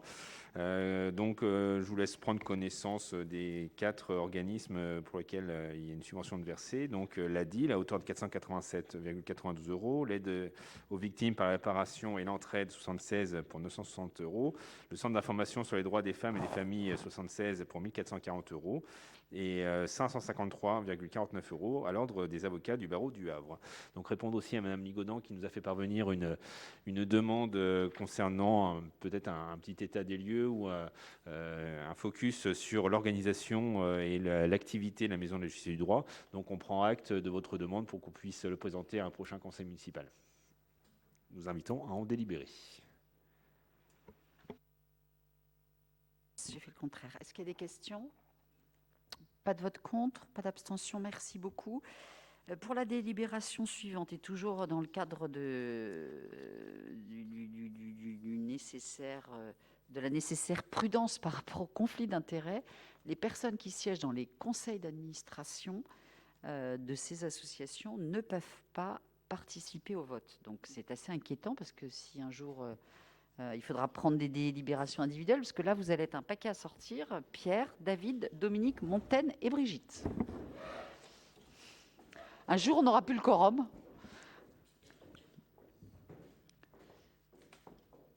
Vous revenez dans 1 minute quand nous aurons voté. Donc, il s'agit des conventions d'objectifs avec les associations, notamment avec la Croix-Rouge, avec Fécamplus, avec les Restos du Cœur, avec Aransor, avec l'association gymnique du Bois-Rosé, avec l'Union sportive fécampoise basket, avec l'Union sportive football Fécamp, avec l'Union sportive fécampoise handball, avec le Fécamp Tennis Club et la Maison des Jeunes et de la Culture. En fait, dès lors que la ville attribue une subvention d'un montant supérieur à 23 000 €, eh bien, il est nécessaire de signer une convention d'objectifs triennale pour les années 2021, 2022, 2023. On avait un tout petit peu de retard au regard, encore une fois, de la situation. Et donc, c'est ce que je vous propose de réparer ce soir en votant toutes ces conventions qui demandent aussi un gros travail avec les associations, puisque c'est à chaque fois partagé avec les associations, le service et les élus. Monsieur Louiset. Oui. L'association existait à un budget de plus de 23 000 € et je suis surpris qu'elle ne soit pas dans ces associations avec la proposition de convention. On n'a pas tout passé là aujourd'hui. Oui, d'accord. Voilà. Donc c'est une partie des associations. Absolument. D'accord. Pas de vote contre, pas d'abstention, unanimité. Merci beaucoup. Est-ce que vous voulez bien aller chercher les collègues? Voilà, ça y est, ils ont compris le petit signe. Merci. Pierre, tu restes dehors, s'il te plaît. Parce que nous allons passer Fécamp Grande Escale et tu es membre. Voilà, donc tu ne peux pas participer à ce vote. Je crois que c'est David qui la présente. Pierre et Jonathan. Jonathan, tu es membre aussi. Merci beaucoup. Donc l'association Grande Escale... Pardon David. Oui. Vraiment les uns les autres, si jamais vous l'êtes, faites attention, parce que là on sait en effet ce qu'ils sont, mais vous pouvez peut-être être à titre personnel membre d'un conseil d'administration et on l'ignorerait. Il faut qu'on soit vraiment vigilant là-dessus, encore une fois, dans le cadre des conflits d'intérêts. Donc je rappelle rapidement, l'association Fécamp Grande Escale a pour objectif donc l'organisation en 2022 d'une grande fête maritime de rassemblement de bateaux traditionnels à Fécamp en vue d'une animation culturelle et touristique et une valorisation du patrimoine maritime. Rappelez quand même que l'édition qui était prévue en 2020 a été annulée, vous savez sans doute pourquoi. Donc elle est reportée à 2022. La précédente convention d'objectifs, puisque vous savez que toute association subventionnée à plus de 23 000 € doit présenter une convention d'objectifs avec les collectivités qui la subventionnent, s'arrêtait donc en 2020. Donc l'avenant qui vous est proposé ce soir, c'est une prolongation de cette convention d'objectifs jusqu'en 2024. Rappelez que pour 2021, la ville de Fécamp a subventionné à hauteur de 40 000 € en fonctionnement et d'une manière exceptionnelle à hauteur de 10 000 €. Nous invitons à en délibérer. Est-ce qu'il y a des questions sur cette délibération? Oui, Madame Martin. Oui, merci. Quelques petites précisions. En fait, en préparant ce conseil, on a été plusieurs à ne plus savoir exactement quels avaient été les montants versés au fur et à mesure. Donc là, on lit qu'on a versé en 2021 40 000 € plus 10 000 €. Mais on ne voit pas très bien pour quelles actions, en réalité, quelles actions ont été menées. Quelque chose, alors, bon, c'est sans doute un détail, mais à l'article 4, on a 4 alinéas. Le 4.4 mentionne que la contribution financière de la ville mentionnée au paragraphe 4.3 n'est applicable que, mais il n'y a pas de paragraphe 4.3. Et donc, on n'a pas la contribution financière de la ville. Et bon, voilà, peut-être que c'est normal, mais tout ça nous semble un petit peu compliqué à suivre. Donc, si on pouvait avoir un vrai point. Merci. Oui, je pense que c'est... Alors, pour juste parler des chiffres, vous avez évoqué en 2021, c'était 40 000 € en fonctionnement et 10 000 en exceptionnel. En 2019, c'était à hauteur de 55 000 €. Par contre, en 2020, je n'ai pas le chiffre en tête. Donc, la contribution de la ville sur tout ça, c'est seulement 13,5%, 13,75% du budget total de l'association. C'est aussi le but de cette association, c'est aussi de trouver des partenaires financiers autres que la ville de Fécamp. Nous avons l'agglomération, nous avons aussi la région, le département, des mécènes, des entreprises partenaires. Donc, l'idée de cette association, c'est de pouvoir, bien sûr, fédérer beaucoup d'énergie financière d'une part, mais aussi d'énergie grâce à tout l'ensemble de ces bénévoles et surtout, puisque vous voulez savoir où vont les subventions qui ont été versées, pour rémunérer des salariés. C'est-à-dire que l'association, pour préparer un tel événement, a des salariés, un salarié permanent et des salariés intervenants. Donc, en effet, un tel événement nécessite une ingénierie de longue date. Il faut plusieurs années pour pouvoir organiser un tel événement. Rappelez aussi que c'est quand même un événement unique en Normandie, rassemblement de vieux gréements patrimoniaux de cette manière-là.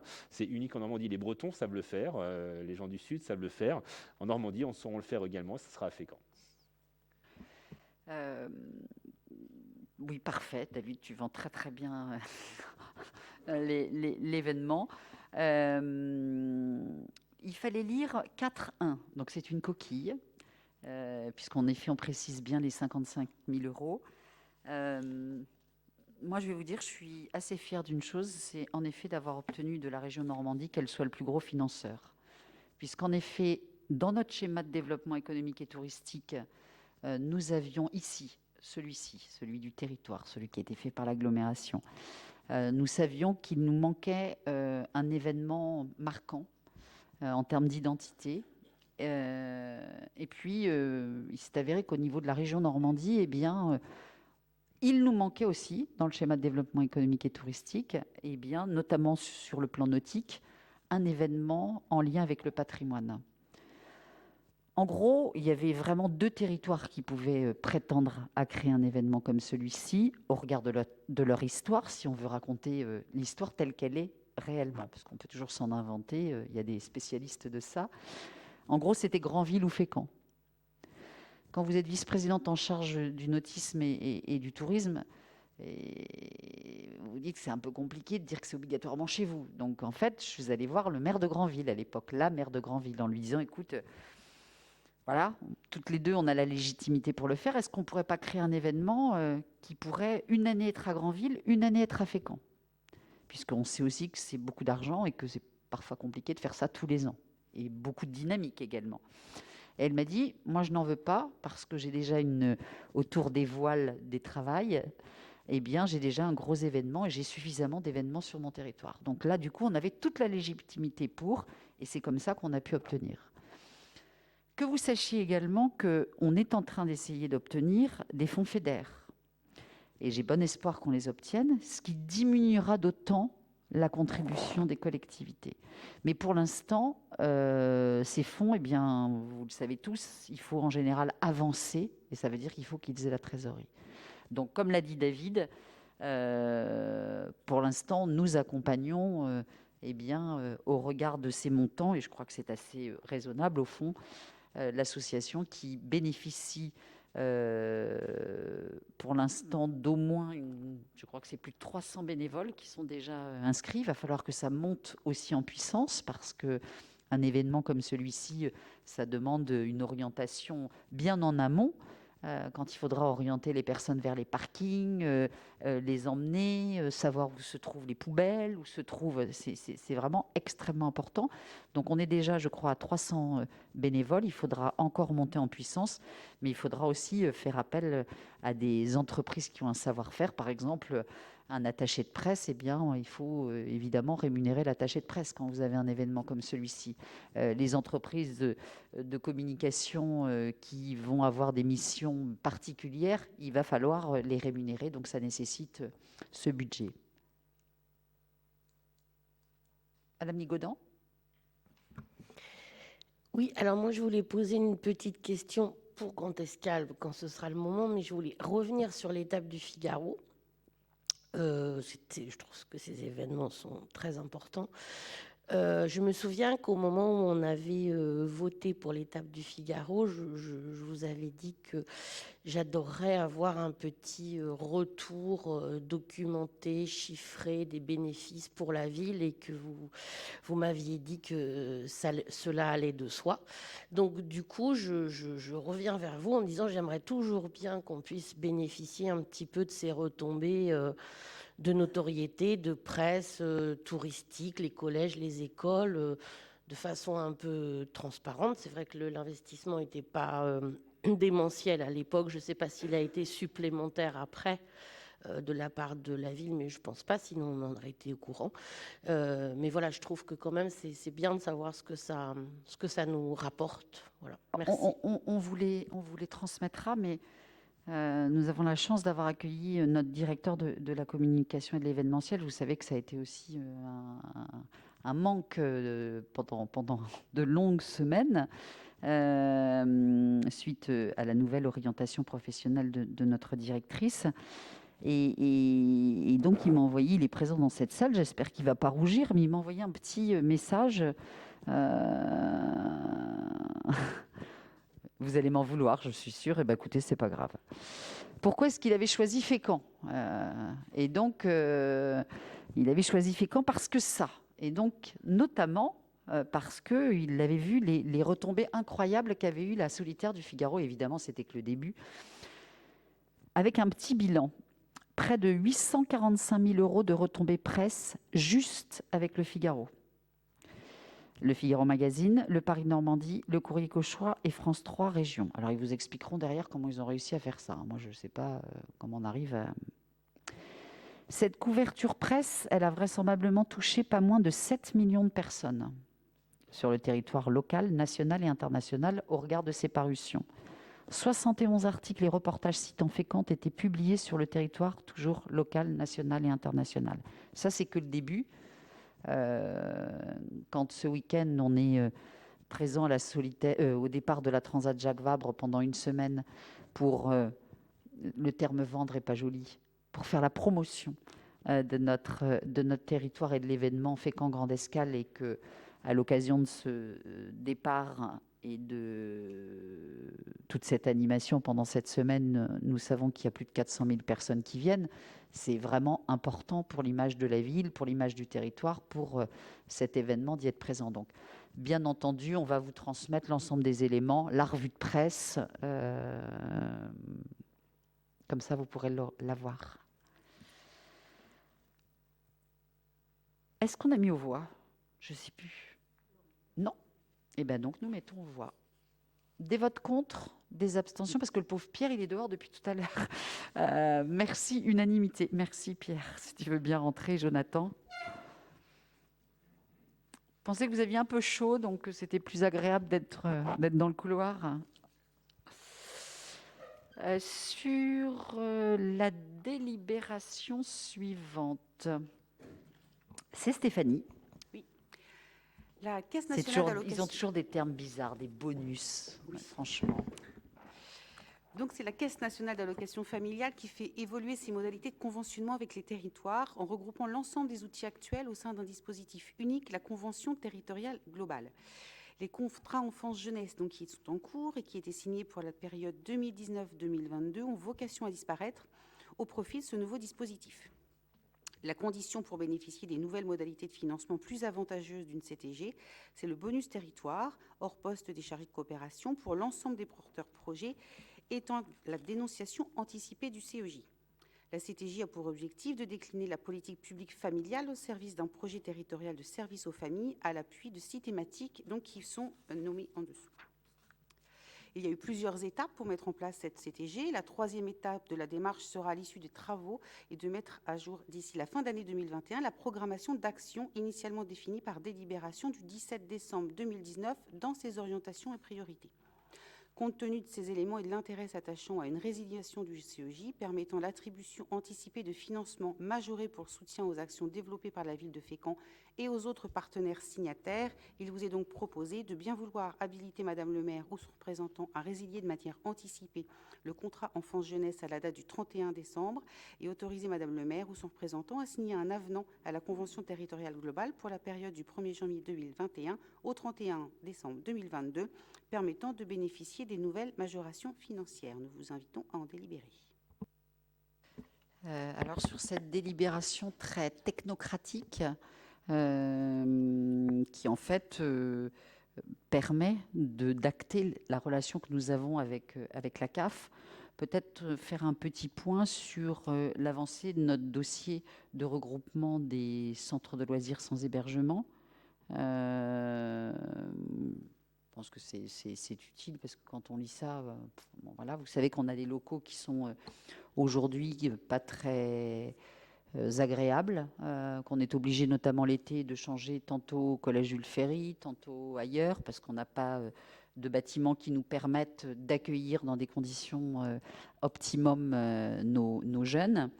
Et donc, on s'est beaucoup interrogé sur où est-ce qu'on pouvait avoir un vrai lieu, d'abord pour les équipes, que ce soit beaucoup plus facile aussi quand vous avez un lieu qui est à vous. Et donc, l'école Allais, pour laquelle nous étions engagés à ce qu'elle reste d'intérêt général lorsque nous l'avons fermée, eh bien, pourra accueillir, j'en parle aujourd'hui puisque ça y est, nous savons, on avait demandé une assistance à maîtrise d'ouvrage sur cette affaire pour savoir si il y avait le nombre de mètres carrés suffisant, etc. Et donc, nous savons que cette ambition de regrouper les centres de loisirs sans hébergement au Ramponneau dans l'école Alphonse Anet pourra se faire. Donc maintenant, il va falloir engager quelques travaux d'accessibilité, etc. Mais ça pourra se faire, ce qui est très bien puisqu'il y a quand même un ensemble de structures. Nous avons une réunion cette semaine également pour caler les choses et que nous ne soyons pas concurrents, même si le terme est évidemment pas possible entre la ville de Fécamp et Fécamp Plus. Donc Fécamp Plus se développant beaucoup plus pour un accueil des tout petits et nous pour les plus grands. Donc je pense que ça peut répondre à des attentes, notamment en termes, encore une fois, d'accueil sans hébergement durant l'ensemble des vacances. Oui, oui. Et aussi pour la Et le mercredi. estivale. Et la période estivale. Voilà ce que je voulais en profiter parce que je trouve toujours que ces délibérations, elles sont tellement loin de ce que nous vivons au quotidien que ça pourrait presque effrayer ceux qui nous écoutent. Des votes contre, des abstentions, unanimité, merci beaucoup. Le projet éducatif de territoire. Donc, en application du Code de l'éducation, à nouveau, la collectivité a souhaité formaliser une démarche volontaire pour proposer à chaque enfant un parcours éducatif cohérent et de qualité avant, pendant et après l'école. C'est un outil de collaboration locale pouvant rassembler à l'initiative de la collectivité les acteurs du domaine de l'éducation. Le PEDT a permis de nouer de nouveaux partenariats, de bénéficier de nombreux appels à projets au profit de l'enfant et des loisirs éducatifs. Le PEDT, en vigueur depuis 2018, arrivera à son terme le 31 décembre 2021, étant précisé que la ville de Fécamp avait par ailleurs obtenu la labellisation des centres de loisirs au titre du plan Mercredi.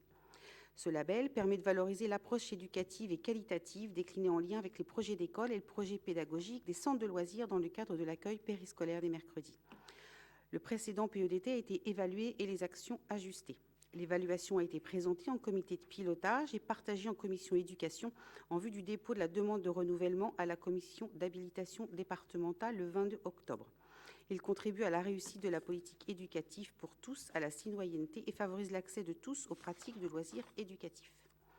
En conséquence, nous vous proposons de bien vouloir adopter le PEDT 2021-2024 de la ville de Fécamp et autoriser Madame le maire ou son représentant à signer la convention inhérente et les demandes de financement nécessaires à la mise en œuvre des activités du PEDT et du plan Mercredi. Nous vous invitons à en délibérer. Vous avez vu, donc vous avez annexé le PEDT. Je voudrais en profiter pour remercier le service jeunesse et notamment la chef de service pour le travail important que ça nécessite et le partenariat avec les autres partenaires, la MJC, Fécamp Plus, tout le monde participe. C'est un travail énorme et vraiment, c'est à souligner la qualité de ce qui était rendu. Tout à fait. Merci Stéphanie, parce que ça aussi... Pardon. Et je voudrais dire aussi que je fais partie de cette commission et la personne qui a préparé ce projet est vraiment investie là-dedans. C'est quelqu'un de passionné et du coup, je la félicite. Voilà. Très bien. Merci, Très bien. je transmets.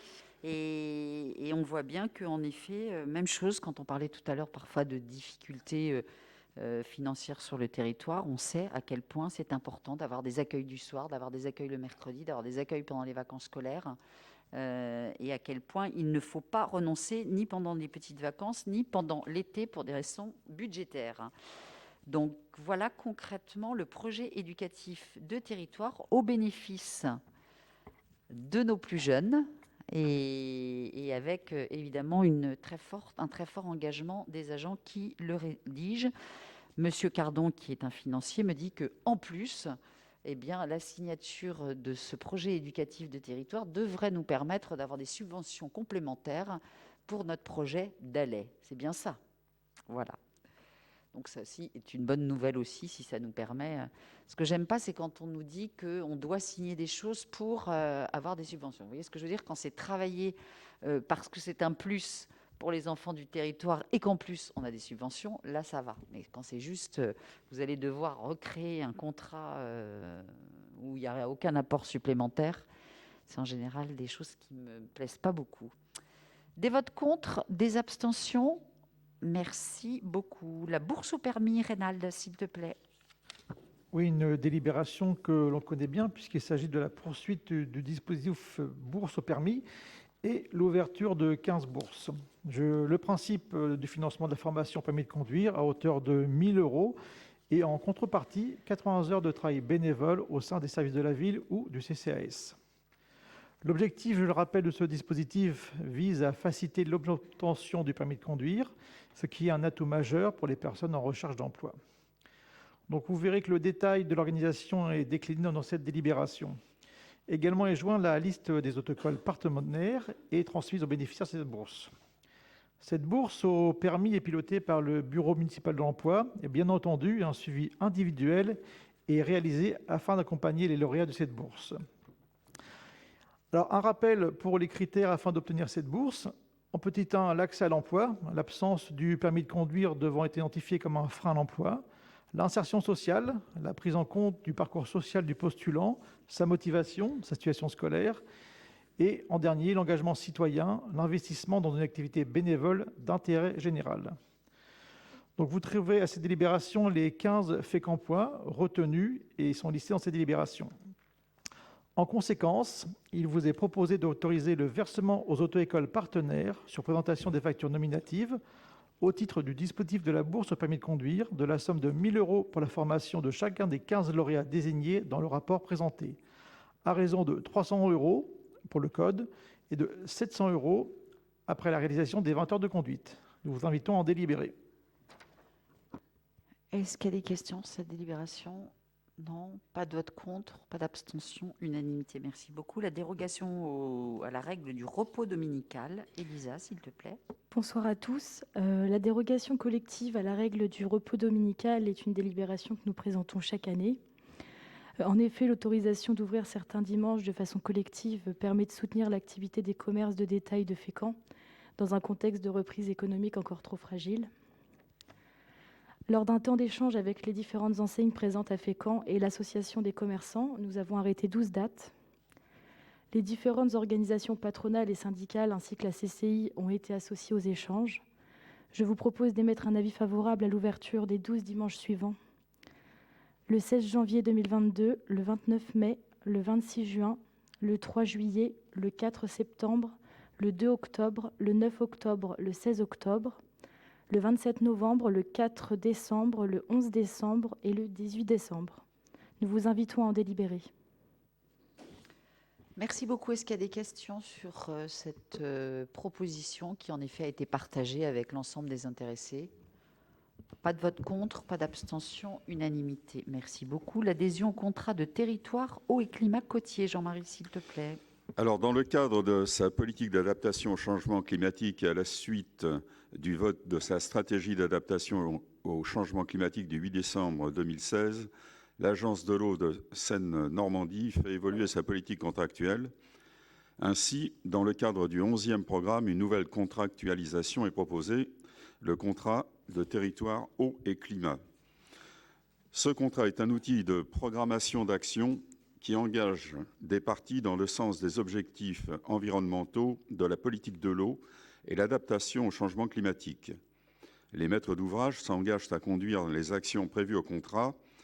L'Agence de l'eau s'engage quant à elle à apporter ses aides prioritairement sur ces actions contractualisées et à financer l'animation thématique, notamment celle des bassins d'alimentation des captages prioritaires. De plus, chaque contrat est porté par une structure qui doit le piloter. Tout contrat répond aux principes suivants: des actions portant sur au moins un des enjeux suivants: gestion à la source des eaux de pluie, performance de gestion des eaux usées, préservation de la ressource en eau potable et protection pérenne des captages, protection des milieux aquatiques et humides, un périmètre pertinent par rapport aux limites des unités hydrographiques, des engagements et obligations de chaque maître d'ouvrage compétent avec un objectif quantifié de résultat, un programme d'action comprenant au moins 3 actions pertinentes pour l'adaptation au changement climatique et au moins une action de sensibilisation sur le thème de l'eau, de la biodiversité ou le climat. À travers les différents contrats, l'Agence de l'eau Seine-Normandie a défini un périmètre géographique dans lequel se situe une partie du territoire de la communauté d'agglomération Fécamp-Côte-Littoral, le contrat côtier. Ce dernier comprend les unités hydrographiques d'Ain, Veule, Durdan et Valmont. Par délibération en date du 8 juillet 2021, la communauté d'agglomération Fécamp-Côte-Littoral s'est inscrite comme la structure porteuse du contrat de territoire eau et climat côtier. En étant signataire de ce contrat, aux côtés de la communauté d'agglomération Fécamp-Côte-Littoral, La ville de Fécamp peut bénéficier de subventions pour financer des travaux permettant de gérer à la ressource les eaux de pluie, exemple l'aménagement du parking Jules Ferry en espace paysager de stationnement. En conséquence, nous vous proposons, si vous en êtes d'accord, de bien vouloir autoriser Madame le maire ou son représentant à signer toutes les pièces relatives à l'adhésion au contrat de territoire eau et climat côtier et d'autoriser Madame le maire ou son représentant à signer les documents relatifs aux demandes de subventions auprès des partenaires financiers. Nous vous invitons à en délibérer. Est-ce qu'il y a des questions sur cette délibération sur l'adhésion au contrat de territoire eau et climat côtier? Non. Pas de vote contre, pas d'abstention, unanimité. Merci beaucoup. Toujours dans le cadre de la prévention des conflits d'intérêts, Pierre, Elisa, Montaigne et moi devons sortir, puisque nous sommes administrateurs du théâtre Le Passage. Comment? Ah, tu as une délib avant, excuse-moi. Oui. Je suis allée trop vite. Pardon, on a en effet les chants. Oui. Fécamp chanson. Au niveau des affaires culturelles, l'OPCI, Office du patrimoine culturel et matériel, est une association reconnue d'intérêt général qui a pour objectif la collecte et la sauvegarde du patrimoine immatériel. En 2018, l'OPCI avait publié un recueil de chants du quartier maritime de Fécamp, une centaine de chansons. Ça avait connu un franc succès auprès des amateurs. L'édition est épuisée aujourd'hui. Et l'OPCI a travaillé sur un volume 2, toujours quartier maritime de Fécamp, qui sortira lors de la prochaine fête du Hareng. Donc, afin de valoriser le patrimoine maritime chanté, l'OPCI a proposé à la ville de concevoir une exposition itinérante avec différents thèmes. Les thèmes sont la transmission orale avec 3 ateliers, enfin 3 sous-thèmes, les paysages sonores avec 2 sous-thèmes, le haut-port avec 2 sous-thèmes et à bord avec 3 sous-thèmes. Cette exposition pourra être présentée à partir du premier trimestre 2022 dans les écoles, les lieux culturels et touristiques et sur des événements tels que par exemple Fécamp Grande Escale. Nous vous proposons, si vous en êtes d'accord, de bien vouloir approuver le versement d'une participation de 3 548 € TTC au profit de l'OPCI pour la conception de l'exposition, la fabrication des supports restant à la charge de la ville, et d'autoriser Madame le maire ou son représentant à signer tout document et à solliciter l'aide financière également du département dans le cadre de sa politique de soutien à la valorisation du patrimoine. Je vous invite à en délibérer.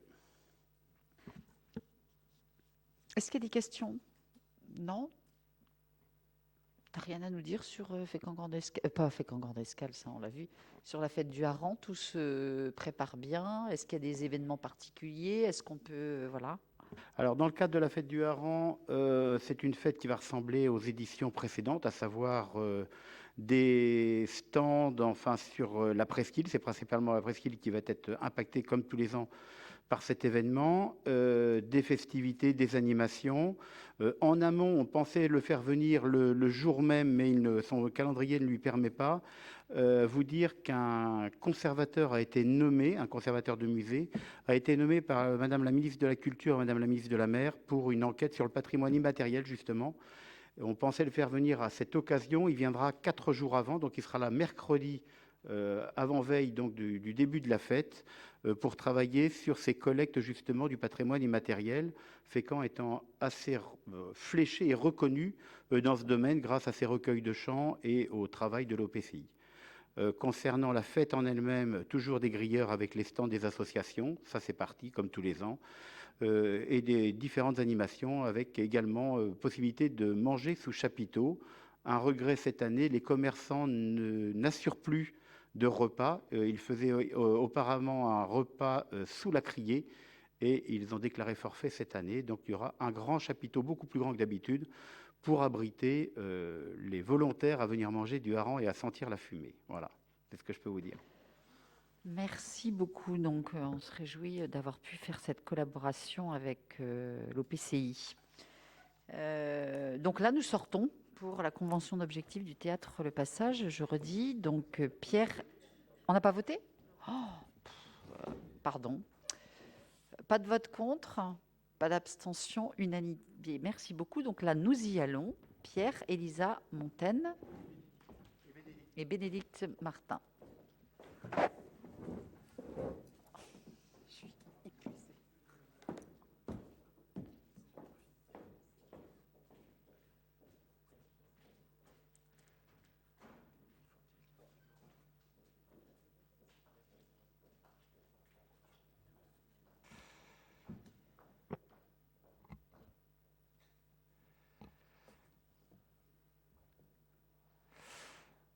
Merci. Donc, comme vous le savez, le Théâtre Le Passage est une scène conventionnée d'intérêt national, suite à l'arrêté qui a été pris le 5 mai 2017, qu'à ce titre, la ville de Fécamp est au conseil des sièges au conseil d'administration et partenaire du Théâtre Le Passage, tout comme le département de Seine-Maritime, la région de Normandie et bien sûr la DRAC, qui ont approuvé le nouveau projet de convention.